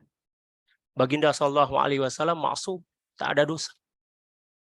Maksud daripada gufron ya, sebenar bukan hanya bermakna mengampunkan. Tapi kalau kita melihat ke dalam kamus para ulama, kata gufron itu memiliki beberapa makna. Yang pertama adalah mengampunkan, yang kedua adalah menyayangi, dan yang ketiga adalah memaafkan. Jadi banyak makna sebenarnya. Kalau sekiranya makna mengampunkan yang kita ambil, maka seolah-olahnya para sahabat ini fikir yang baginda sallallahu alaihi wasallam ada dosa. Ya kan? Jadi tak perlu kita ambil makna itu. Kita ambil makna yang lain lah, makna kasih sayang. Semoga Allah Subhanahu wa taala semakin menyayangi baginda. Macam itu kan lebih cantik kan? Boleh tak? Paham? Sebab baginda sallallahu alaihi wasallam tidak memiliki dosa. Walaupun memang baginda sallallahu alaihi wasallam bersabda dalam satu hadis, dan banyak hadis.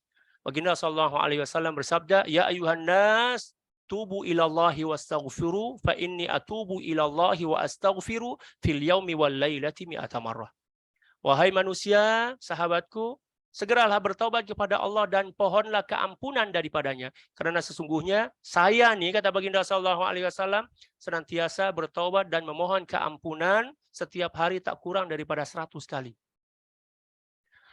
Sayyidil Imam Al-Qushairi dalam Risalatul Qushairiyah menjelaskan tentang maksud daripada ayat ini. Apa maksud daripada permohonan ampun dan taubat baginda Rasulullah SAW kepada Allah? Bukan disebabkan kerana dosa. tetapi disebabkan karena apa? Ya, baginda Rasulullah Shallallahu Alaihi Wasallam melihat betapa banyak dan berlimpahnya karunia yang telah dilimpahkan oleh Allah Subhanahu Wa Taala ke atas baginda Rasulullah Shallallahu Alaihi Wasallam. Lalu baginda Shallallahu Alaihi Wasallam melihat diri baginda yang tak mampu menunaikan kesyukuran, sehingga Sayyidina baginda Rasulullah Shallallahu Alaihi Wasallam menganggapnya sebagai dosa padahal bukan dosa. Paham tak? Mafhum tak? Paham? Boleh. Jadi istighfar dan permohonan taubat baginda Sallallahu Alaihi Wasallam itu bukan karena dosa, tetapi merasa malu, ya kan? Berhutang jasa, berhutang kesyukuran kepada Allah Subhanahu Wa Taala, ya kan? Kata Sayyidil Imam Al-Qushairi, apa kata Sayyidil Imam? Hasanatul abrar, sayyiatul muqarrabin. Hasanatul abrar, kebaikan orang-orang abror ini adalah ahli ibadah, dikira sebagai keburukan bagi para aulia. Boleh tak? Insya Allah pahamlah nanti itu. Jadi para sahabat ini bukan nak tuduh baginda Sallallahu Alaihi Wasallam ada dosa lalu kemudian mendoakan semoga Allah Subhanahu Wa Taala mengampunkan dosa anda. Tak, na'udzubillah. Para sahabat seluruhnya mengetahui dan memahami kedudukan dan kemuliaan baginda Sallallahu Alaihi Wasallam. Ya. Lalu kemudian baginda Sallallahu Alaihi Wasallam menjawab, walaka, ya kan? Dan baginda Sallallahu Alaihi Wasallam menjawab, dan juga bagi anda. Maksudnya semoga Allah Subhanahu Wa Taala juga merahmati dan mengampunkan dosa anda. Jadi gufron ya daripada sahabat atau maghfirah yang disebutkan sahabat tak sama dengan maghfirah yang disebutkan oleh baginda Sallallahu Alaihi Wasallam. Maghfirah yang didoakan oleh seorang sahabat ke atas baginda Sallallahu Alaihi Wasallam maksudnya adalah ziyadatus syaraf, ziyadah ya fil khair, kebaikan yang bertambah, bukan pengampunan dosa. Tapi yang disebutkan gufran atau pengampunan yang disebutkan oleh baginda Sallallahu Alaihi Wasallam ke atas sahabat itu adalah apa? Pengampunan yang sebenar, pengampunan daripada dosa. Karena para sahabat bukan nabi, ya kan? Ini dipanggil dengan istilah muqabalah. Lafaznya sama tetapi maknanya berbeza. Ya.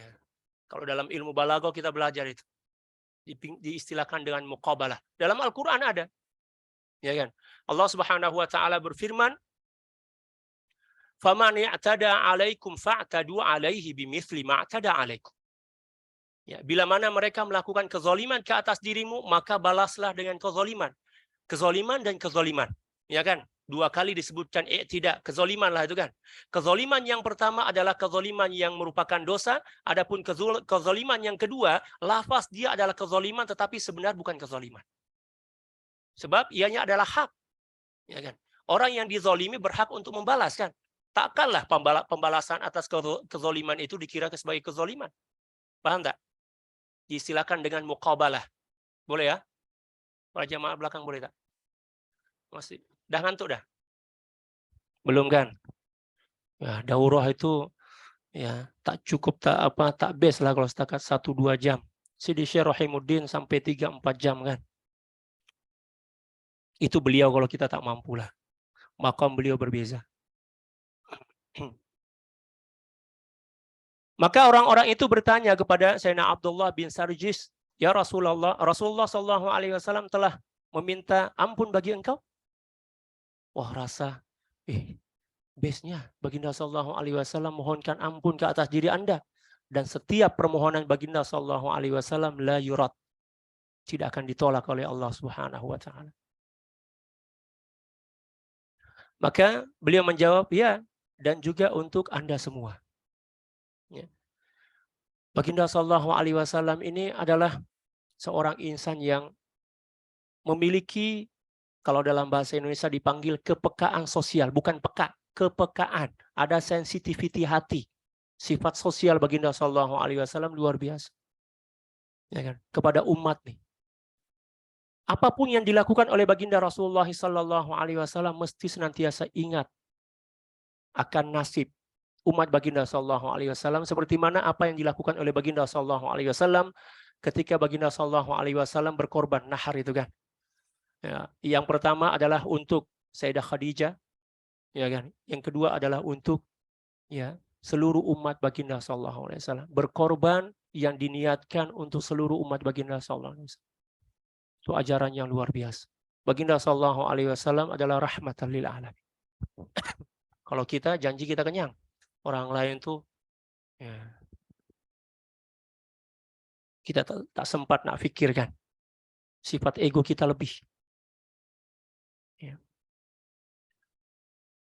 Kemudian dia membaca ayat wastaghfir li dzambik walil mu'minina wal mu'minat. Jadi dalam ayat ini Allah Subhanahu wa taala memerintahkan kepada baginda sallallahu alaihi wasallam untuk memohon pengampunan. Seolah-olahnya secara zahirnya baginda sallallahu alaihi wasallam memiliki dosa sehingga Allah Subhanahu wa taala memerintahkan baginda untuk beristighfar kan? Secara zahir macam oh bukan macam itu maksud dia. Maksud daripada wastaghfir li dzambik maksudnya adalah wahai kekasihku Nabi Muhammad yang cantik, yang mulia, ajarkanlah cara beristighfar kepada umatmu dengan cara kamu cobalah contohkan istighfar itu. Paham tak? Boleh paham tak para jamaah? Sama juga di dalam suratul Kahfi, wasbir nafsaka ma'al ladzina yad'una rabbahum bil ghadati wal ashyi yuriduna wajha. Bersabarlah kamu bersama orang-orang yang senantiasa menyeru Allah di pagi dan petang hari. Bersabar. Diperintahkan bersabar. Ya. Adakah baginda sallallahu alaihi wasallam kurang bersabar sehingga diperintahkan oleh Allah untuk bersabar? Tak. Maksud daripada perintah bersabar di sini adalah contohkanlah wahai kekasihku kepada umatmu macam mana cara bersabar yang benar. Paham tak? Bukannya Allah Subhanahu wa taala menuntut baginda sallallahu alaihi wasallam untuk bersabar. Sama juga di sini. Ya. Boleh paham? Ya. Baginda Allah Subhanahu wa taala tidak dituntut oleh Allah untuk bersabar, tetapi dituntut untuk mencontohkan cara bersabar yang benar yang diinginkan oleh Allah. Sama juga wastaghfir li dzambik. Mohonlah atas dosamu. Baginda sallallahu alaihi wasallam tak ada dosa. Kenapa pula Allah Subhanahu wa taala perintah baginda sallallahu alaihi wasallam untuk beristighfar? Maksudnya ajarkanlah ya para pengikutmu cara beristighfar yang benar. Ya kan? Boleh ya? Nanti tuan-tuan dan puan-puan boleh baca dalam kitab Raddul Mutasyabih Haula ya Khatamun Nubuwah kalau tak silap. Karangan daripada salah seorang daripada guru kami yaitu Maulana Syekh Muhammad Abdul Ba'is Al-Kittani. Bila mana baca kitab itu, ya Allah, barulah kita sadar yang kita ini memang jauh daripada jauh daripada kemampuan ataupun jauh lagi daripada mengagungkan baginda sallallahu alaihi wasallam. Kita masih jauh lagi. Kita mendakwa cinta kepada baginda, tapi cara menyebut nama baginda pun tak betul, cara meletakkan kedudukan baginda sallallahu alaihi wasallam tak betul, membahas tentang ayat-ayat yang berhubung kait dan baginda sallallahu alaihi wasallam pun kita masih banyak yang tak betul lagi cara menafsirkannya.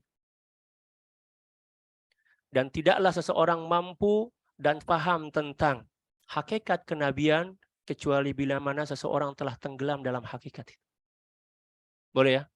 Mencintai baginda sallallahu alaihi wasallam adalah satu di antara jalan untuk membuka hati kita melihat kepada rahasia-rahasia hakikat kenabian. Bila mana kita telah melihat dengan sempurna hakikat kenabian dalam hati kita, barulah kita boleh melihat hakikat ketuhanan. Iya kan?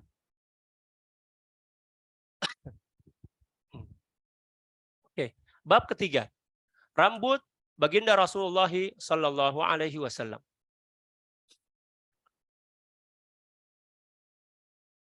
Mengapa kita perlu melihat ataupun membaca tentang rupa rambut baginda sallallahu alaihi wasallam? Seperti yang telah saya sampaikan bahwa seluruh apapun yang datang dan nampak daripada baginda sallallahu alaihi wasallam ianya adalah irsyadat lisalikin. Petunjuk bagi orang-orang yang menempuh perjalanan menuju kepada Allah Subhanahu wa taala.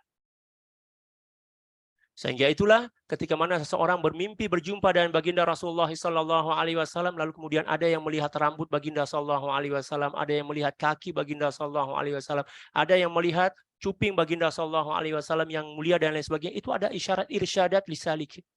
Petunjuk bagi orang-orang yang sedang menempuh perjalanan kerohanian untuk mengenali Allah Subhanahu wa taala. Jadi seluruh yang ada datang daripada baginda sallallahu alaihi wasallam adalah hidayah. Adalah hidayah.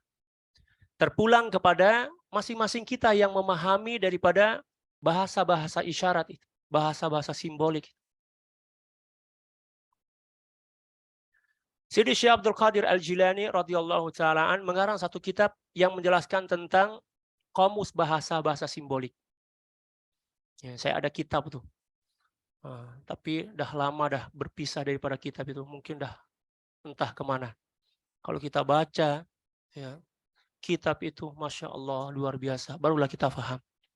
Bahwa ya, rupanya bahasa simbolik itu lebih berkesan dibandingkan bahasa ungkapan.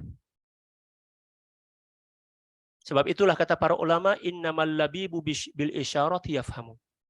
Hanya orang-orang yang cerdik pandai aja yang paham tentang bahasa isyarat dan simbolik.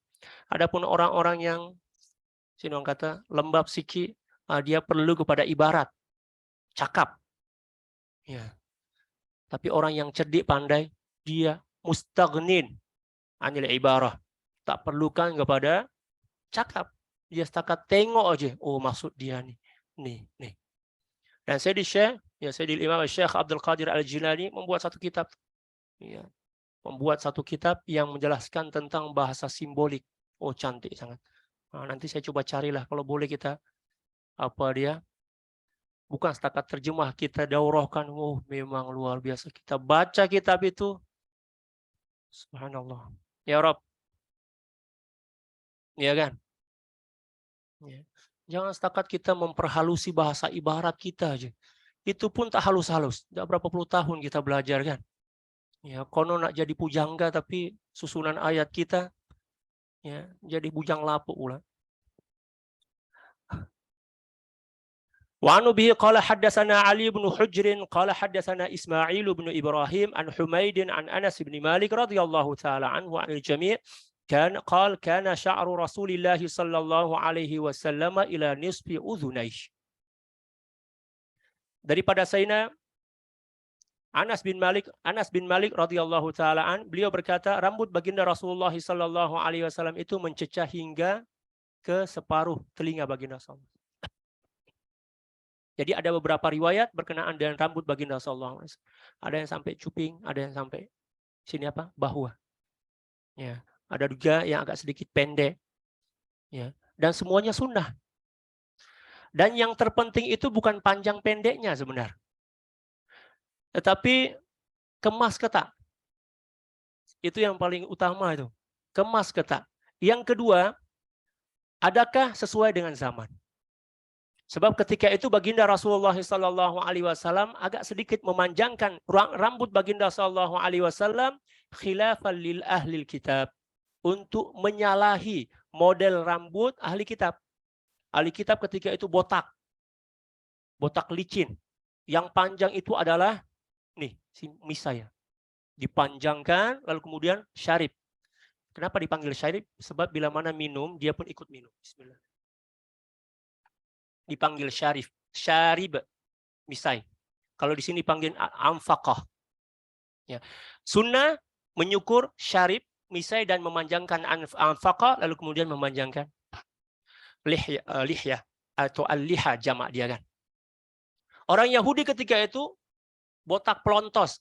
Ya, kata orang Indonesia pelontos. Di Syekh Rahimuddin selalu cakap pelontos, botak licin. Ya, kalau letak air itu terus dia akan pergi kan. Lalu kemudian baginda Rasulullah SAW bersabda, khaliful Yahud. Salahilah kebiasaan dan tradisi serta adat istiadat Yahudi. Maka baginda SAW memanjangkan rambut baginda SAW. Lalu kemudian baginda SAW memerintahkan kita untuk memelihara janggut dan ya, memotong misai. Tak kiralah nak potong ke atau nak bersihkan sekali, ada dua riwayat. Ya kan? Tapi sekarang orang Yahudi pula panjangkan rambut. Maknanya khaliful Yahud kan?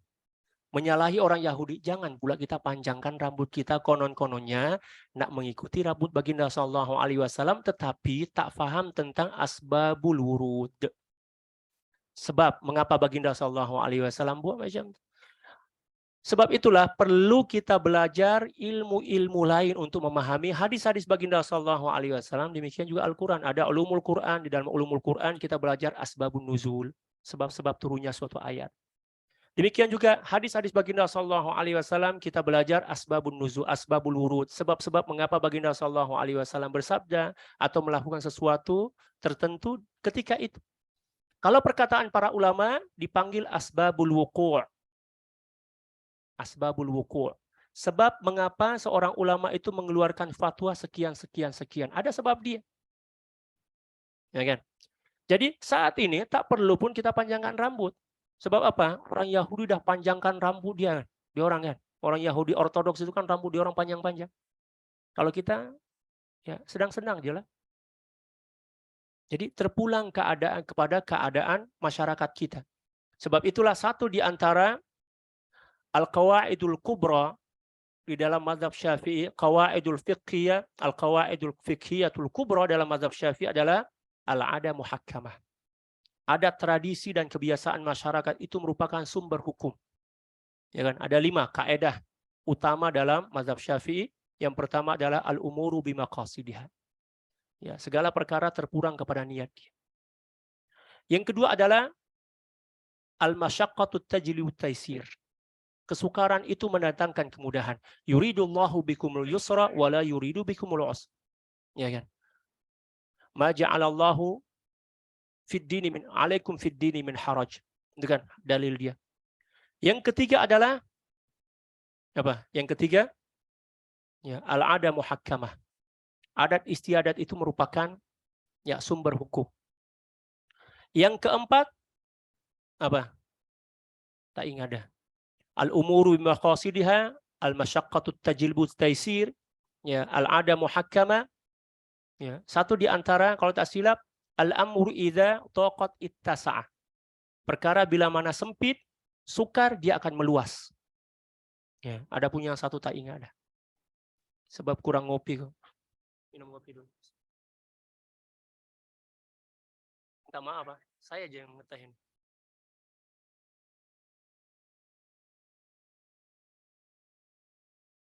Allah.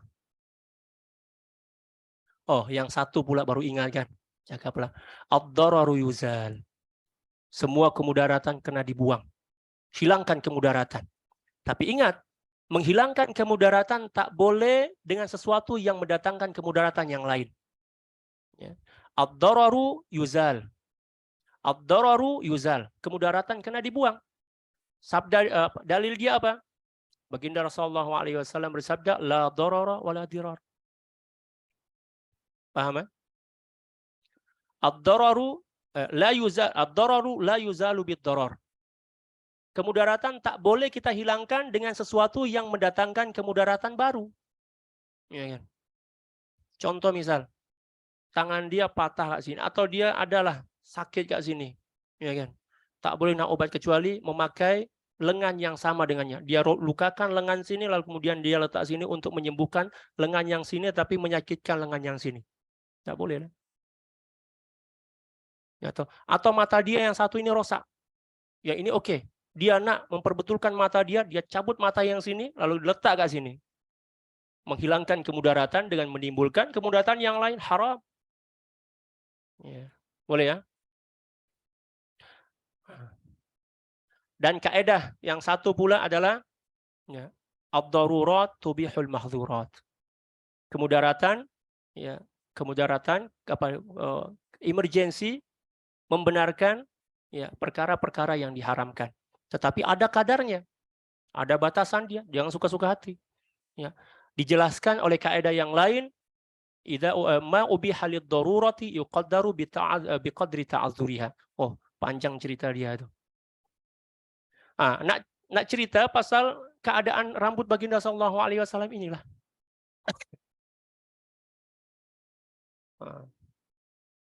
Tapi ada juga ulama di antara ulama kita yang masih mengambil zahir hadis ini. Sehingga ada di antara guru-guru kita ya, di antaranya adalah Said Muhammad Al-Alawi radhiyallahu taala yang merupakan satu di antara guru kepada guru kita Maulana Syekh Yusuf. Beliau memanjangkan rambut beliau. Ya, ada gambar beliau. Tapi sekejap aja, bukan selama-lamanya, nak ambil berkat je. Ya kan? Nak ambil berkat. Beliau melihat kepada zahir hadis. Tak ada masalah. Masing-masing para ulama ada pegangan. Ya, ada sandaran hukum hakam dia. Wa anu bihi qala haddatsana Hannad ibnu al-Yusri qala akhbarana Abdurrahman ibnu Abi Az-Zinad an Hisham ibn Urwah an abihi an Aisyah radhiyallahu taala anha wa ardaha qalat kuntu aghtasilu ana wa Rasulullah sallallahu alaihi wasallam min ina'in wahidin wa kana lahu sya'run fawqal jummah wa dunal wafrah. Masyaallah.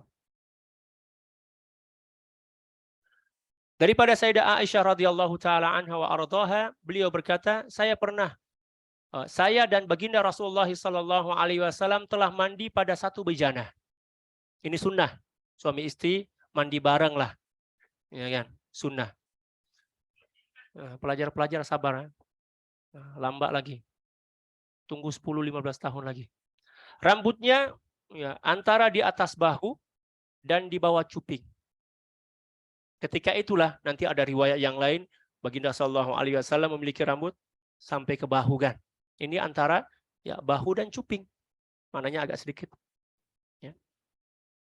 Dan terkadang baginda Rasulullah sallallahu alaihi wasallam saja memanjangkan rambut baginda untuk menyalahi orang Yahudi, lalu kemudian ketika baginda sallallahu alaihi wasallam tahallul, berhaji dan berumrah, ketika itulah baginda sallallahu alaihi wasallam akan potong pendek rambut baginda sallallahu alaihi wasallam. Wa an bi qala haddatsana Ahmad bin Manbi'in qala haddatsana Abu Qatanin qala haddatsana Syu'bah an Abi Ishaq an al-Bara' ibn Azib radhiyallahu ta'ala anhu 'anil jami' qala kana Rasulullah sallallahu alaihi wasallam marbu'an bu'aidama bainal mankibaini wa kana jummatuhu tadribu syahmata udhunaihi sallallahu alaihi wasallam. Daripada Sayyidina Al-Bara' bin Azib radhiyallahu taala anhu 'anil jami', beliau berkata, baginda Rasulullah sallallahu alaihi wasallam bertubuh badan sedang. Ya, seperti yang telah diterangkan sebelum ini, tidak terlalu tinggi, tidak terlalu pendek, ya, sedang. Lebar antara dua bahu baginda sallallahu alaihi wasallam, menunjukkan bahwa beliau adalah seorang lelaki yang kuat. Ya kan? Ya. Gumpalan rambut baginda sallallahu alaihi wasallam mencecah cuping telinga.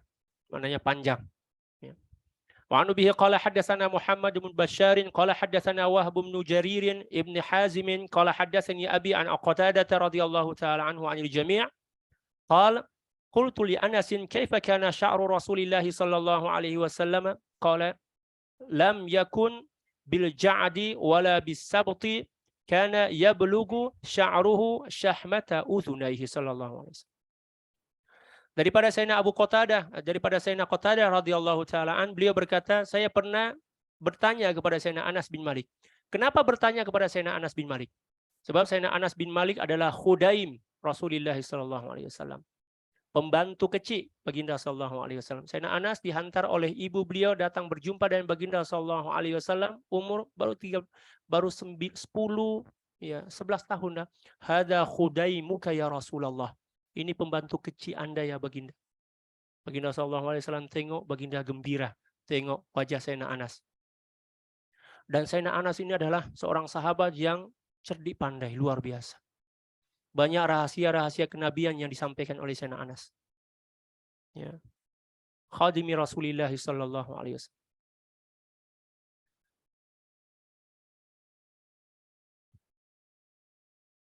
Banyak rahasia kenabian yang Allah Subhanahu wa taala berikan kepada Sayyidina Anas. Sahibun na'li Rasulillah sallallahu alaihi wasallam. Beliaulah yang selalu mengangkat selipar baginda sallallahu alaihi wasallam.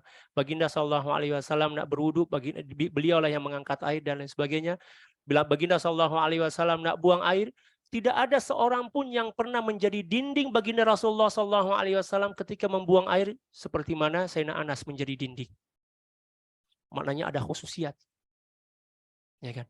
Ketika seorang guru ya, telah menzahirkan atau menampakkan sesuatu yang tidak ditampakkan ya, benda itu kepada orang lain daripada tubuh badan dia, itu tanda bahwa Anda adalah seorang murid yang khas.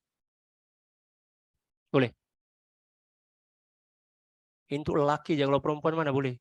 Ini apa dia?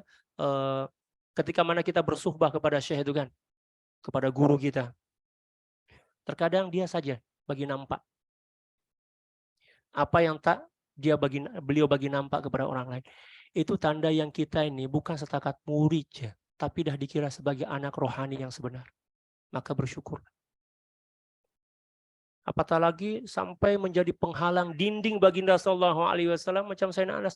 Padahal baginda sallallahu alaihi wasallam itu adalah seorang insan yang cukup pemalu. Lebih pemalu dibandingkan Dara ya, fi hijriha. Seorang Dara malu. Dara dulu lah, kalau Dara sekarang bukan malu tapi malu-maluin. Ya kan? Generasi TikTok. Ya kan? Tapi rupanya baginda sallallahu alaihi wasallam bagi peluang juga pada Sayyidina Anas, padahal baginda sallallahu alaihi wasallam buang air. Sayyidina Anas tak ada pula cakap, ada bau, kita ada, sebab air lebihan daripada baginda sallallahu alaihi wasallam itu lebih nikmat dibandingkan minum teh. Disebutkan, ada dalilnya.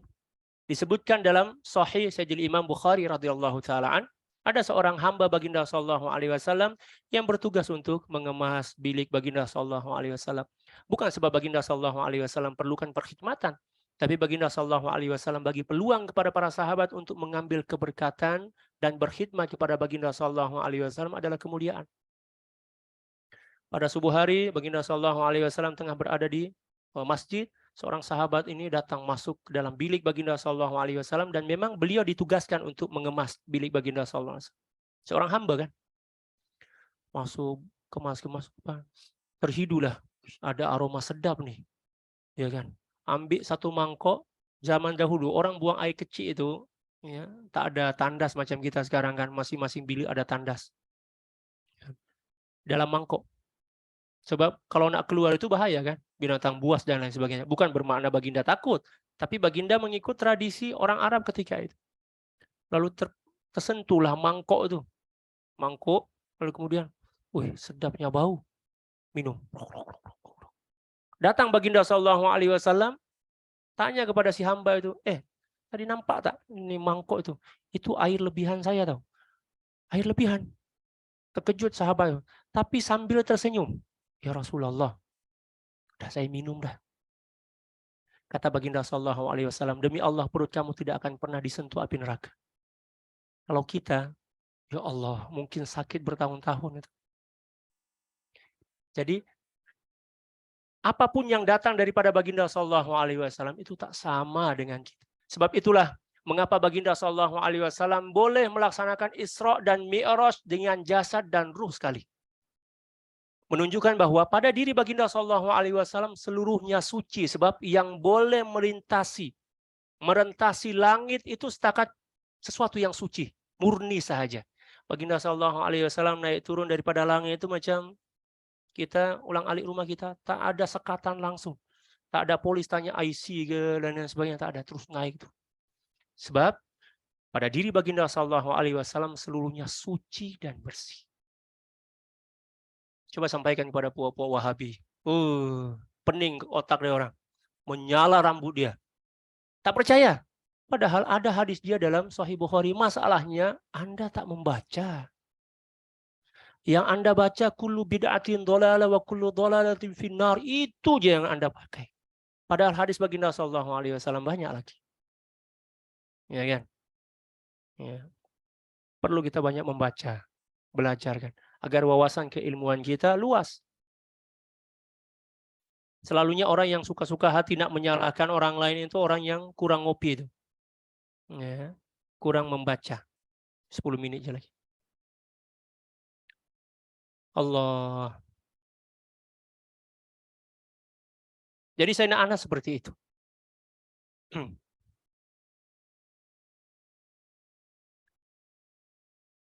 Bagaimana rambut baginda Rasulullah sallallahu alaihi wasallam? Beliau berkata, ia tidak keriting macam Maggie itu kan, dan tidak lurus macam rambut orang Jepun. Ya, yaitu antara keduanya, macam rambut kita lah. Konon-kononnya perasan pula kan. Iyalah berombak-ombak kan. Nah, kalau dipanggil dalam bahasa Indonesia rambut ombak laut. Ya. Panjang rambut baginda sallallahu alaihi wasallam sampai ke cuping telinga baginda sallallahu alaihi wasallam. Wa anu bihi qala haddatsana Muhammad bin Yahya ibn Abi Umar al-Makki qala haddatsana Sufyan bin Uyainah an ibni Abi Najih an Mujahidin an Ummi Hani'in binti Abi Talib radhiyallahu taala anha wa ardaha qalat qadima Rasulullah sallallahu alaihi wasallam Makkah qadmatan wa lahu arba'u garairah. Ini yang ya hari itu ada apa dia viral gempa siki kat Malaysia nih. Baginda sallallahu alaihi wasallam ada apa sini panggil? Pintalan rambut itu. Satu sini rombe. Siapa? Tocang.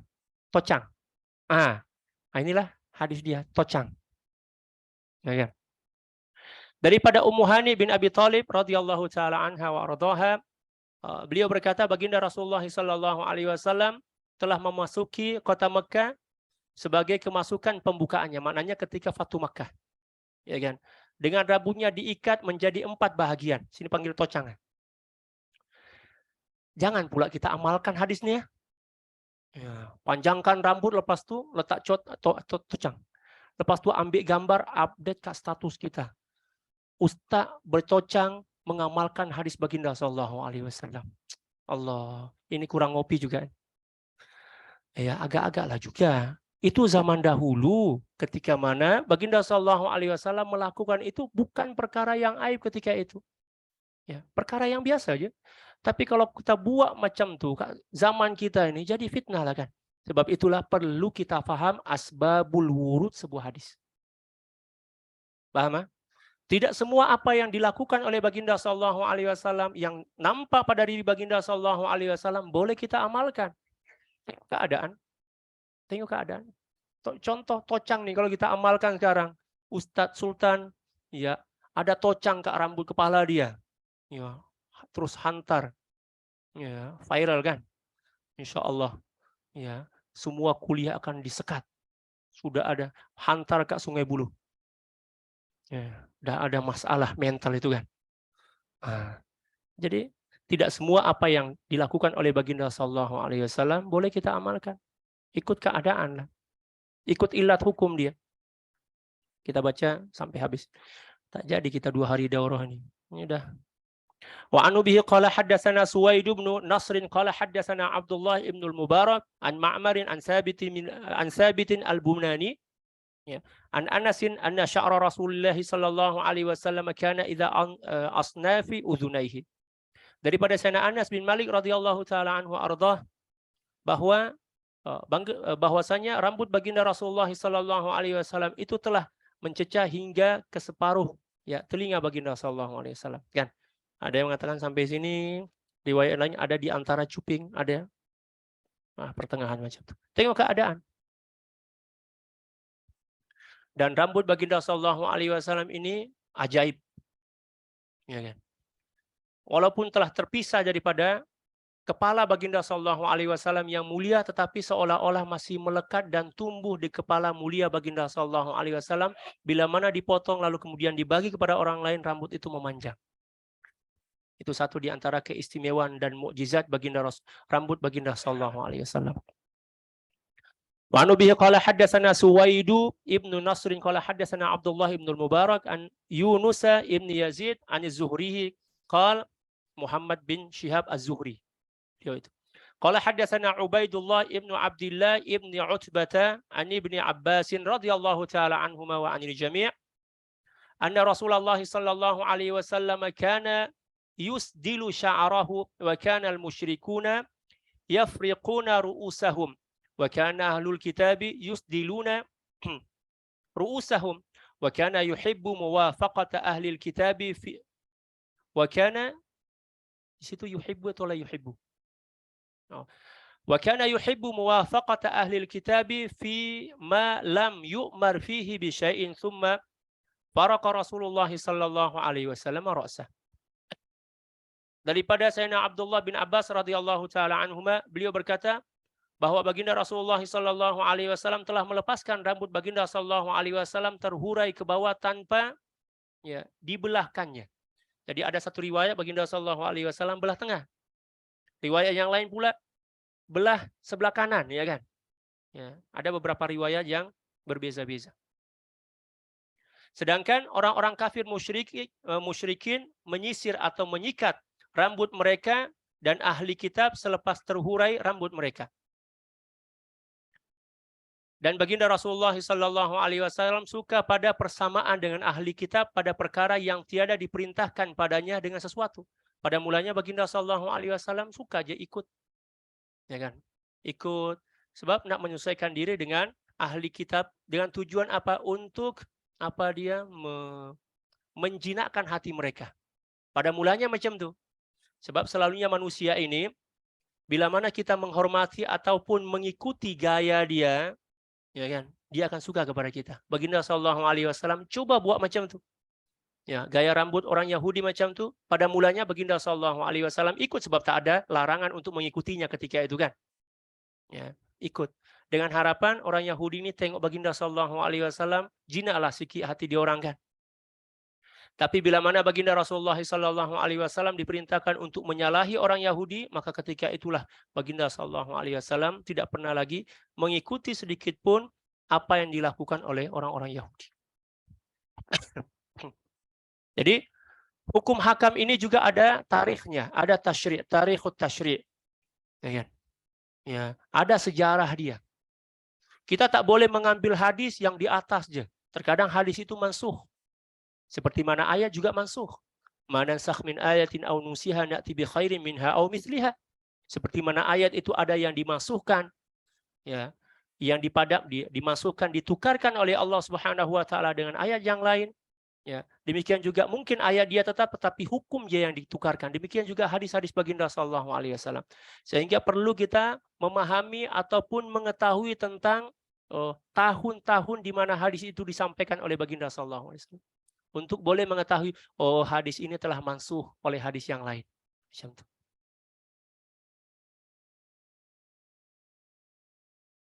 Wa anu bihi qala haddatsana Muhammad bin Bashar qala haddatsana Abdul Rahman ibn Mahdi an Ibrahim bin Nafi' al-Makki an ibni Abi Najih an Mujahid an Ummi Hani'in radhiyallahu taala anha qalat ra'aitu Rasulullah sallallahu alaihi wasallam dha dhafaira arba'in. Daripada Ummu Hani radhiyallahu taala anha, beliau berkata, saya pernah melihat baginda Rasulullah sallallahu alaihi wasallam mempunyai 4 tocang. Inilah tocang dia. Pintalan dandanan rambut. Ya, seperti mana yang telah diterangkan tadi. Wallahu a'lam bishawab. Dah habis dah. Insyaallah esok kita teruskan daurah kita pukul 9 sampai pukul 9 pagi ya. Seperti mana yang ada dalam jadwal. Nanti ustaz-ustaz kita akan maklumkan di dalam grup insyaallah. Wallahu a'lam bishawab. Subhanaka la ilma lana illa ma 'allamtana innaka antal alimul hakim wa la haula wa la quwwata illa billahil aliyil azim. Alhamdulillahi rabbil alamin wassalatu wassalamu ala sayyidina Rasulillah wa ala alihi wa sahbihi ajma'in. La ilaha illa anta subhanaka inna kunna minadh dhalimin. ربنا ظلمنا أنفسنا وإن لم تغفر لنا وترحمنا لنكونن من الخاسرين. ربنا آتنا من لدنك رحمة وهيئ لنا من أمرنا رشدا. ربنا آتنا في الدنيا حسنة وفي الآخرة حسنة وقنا عذاب النار. وصلى الله على سيدنا محمد وعلى آله وصحبه وسلم. الحمد لله رب العالمين. والعفو منكم. ثم السلام عليكم ورحمة الله تعالى وبركاته. Waalaikumsalam. Terima kasih Ustaz.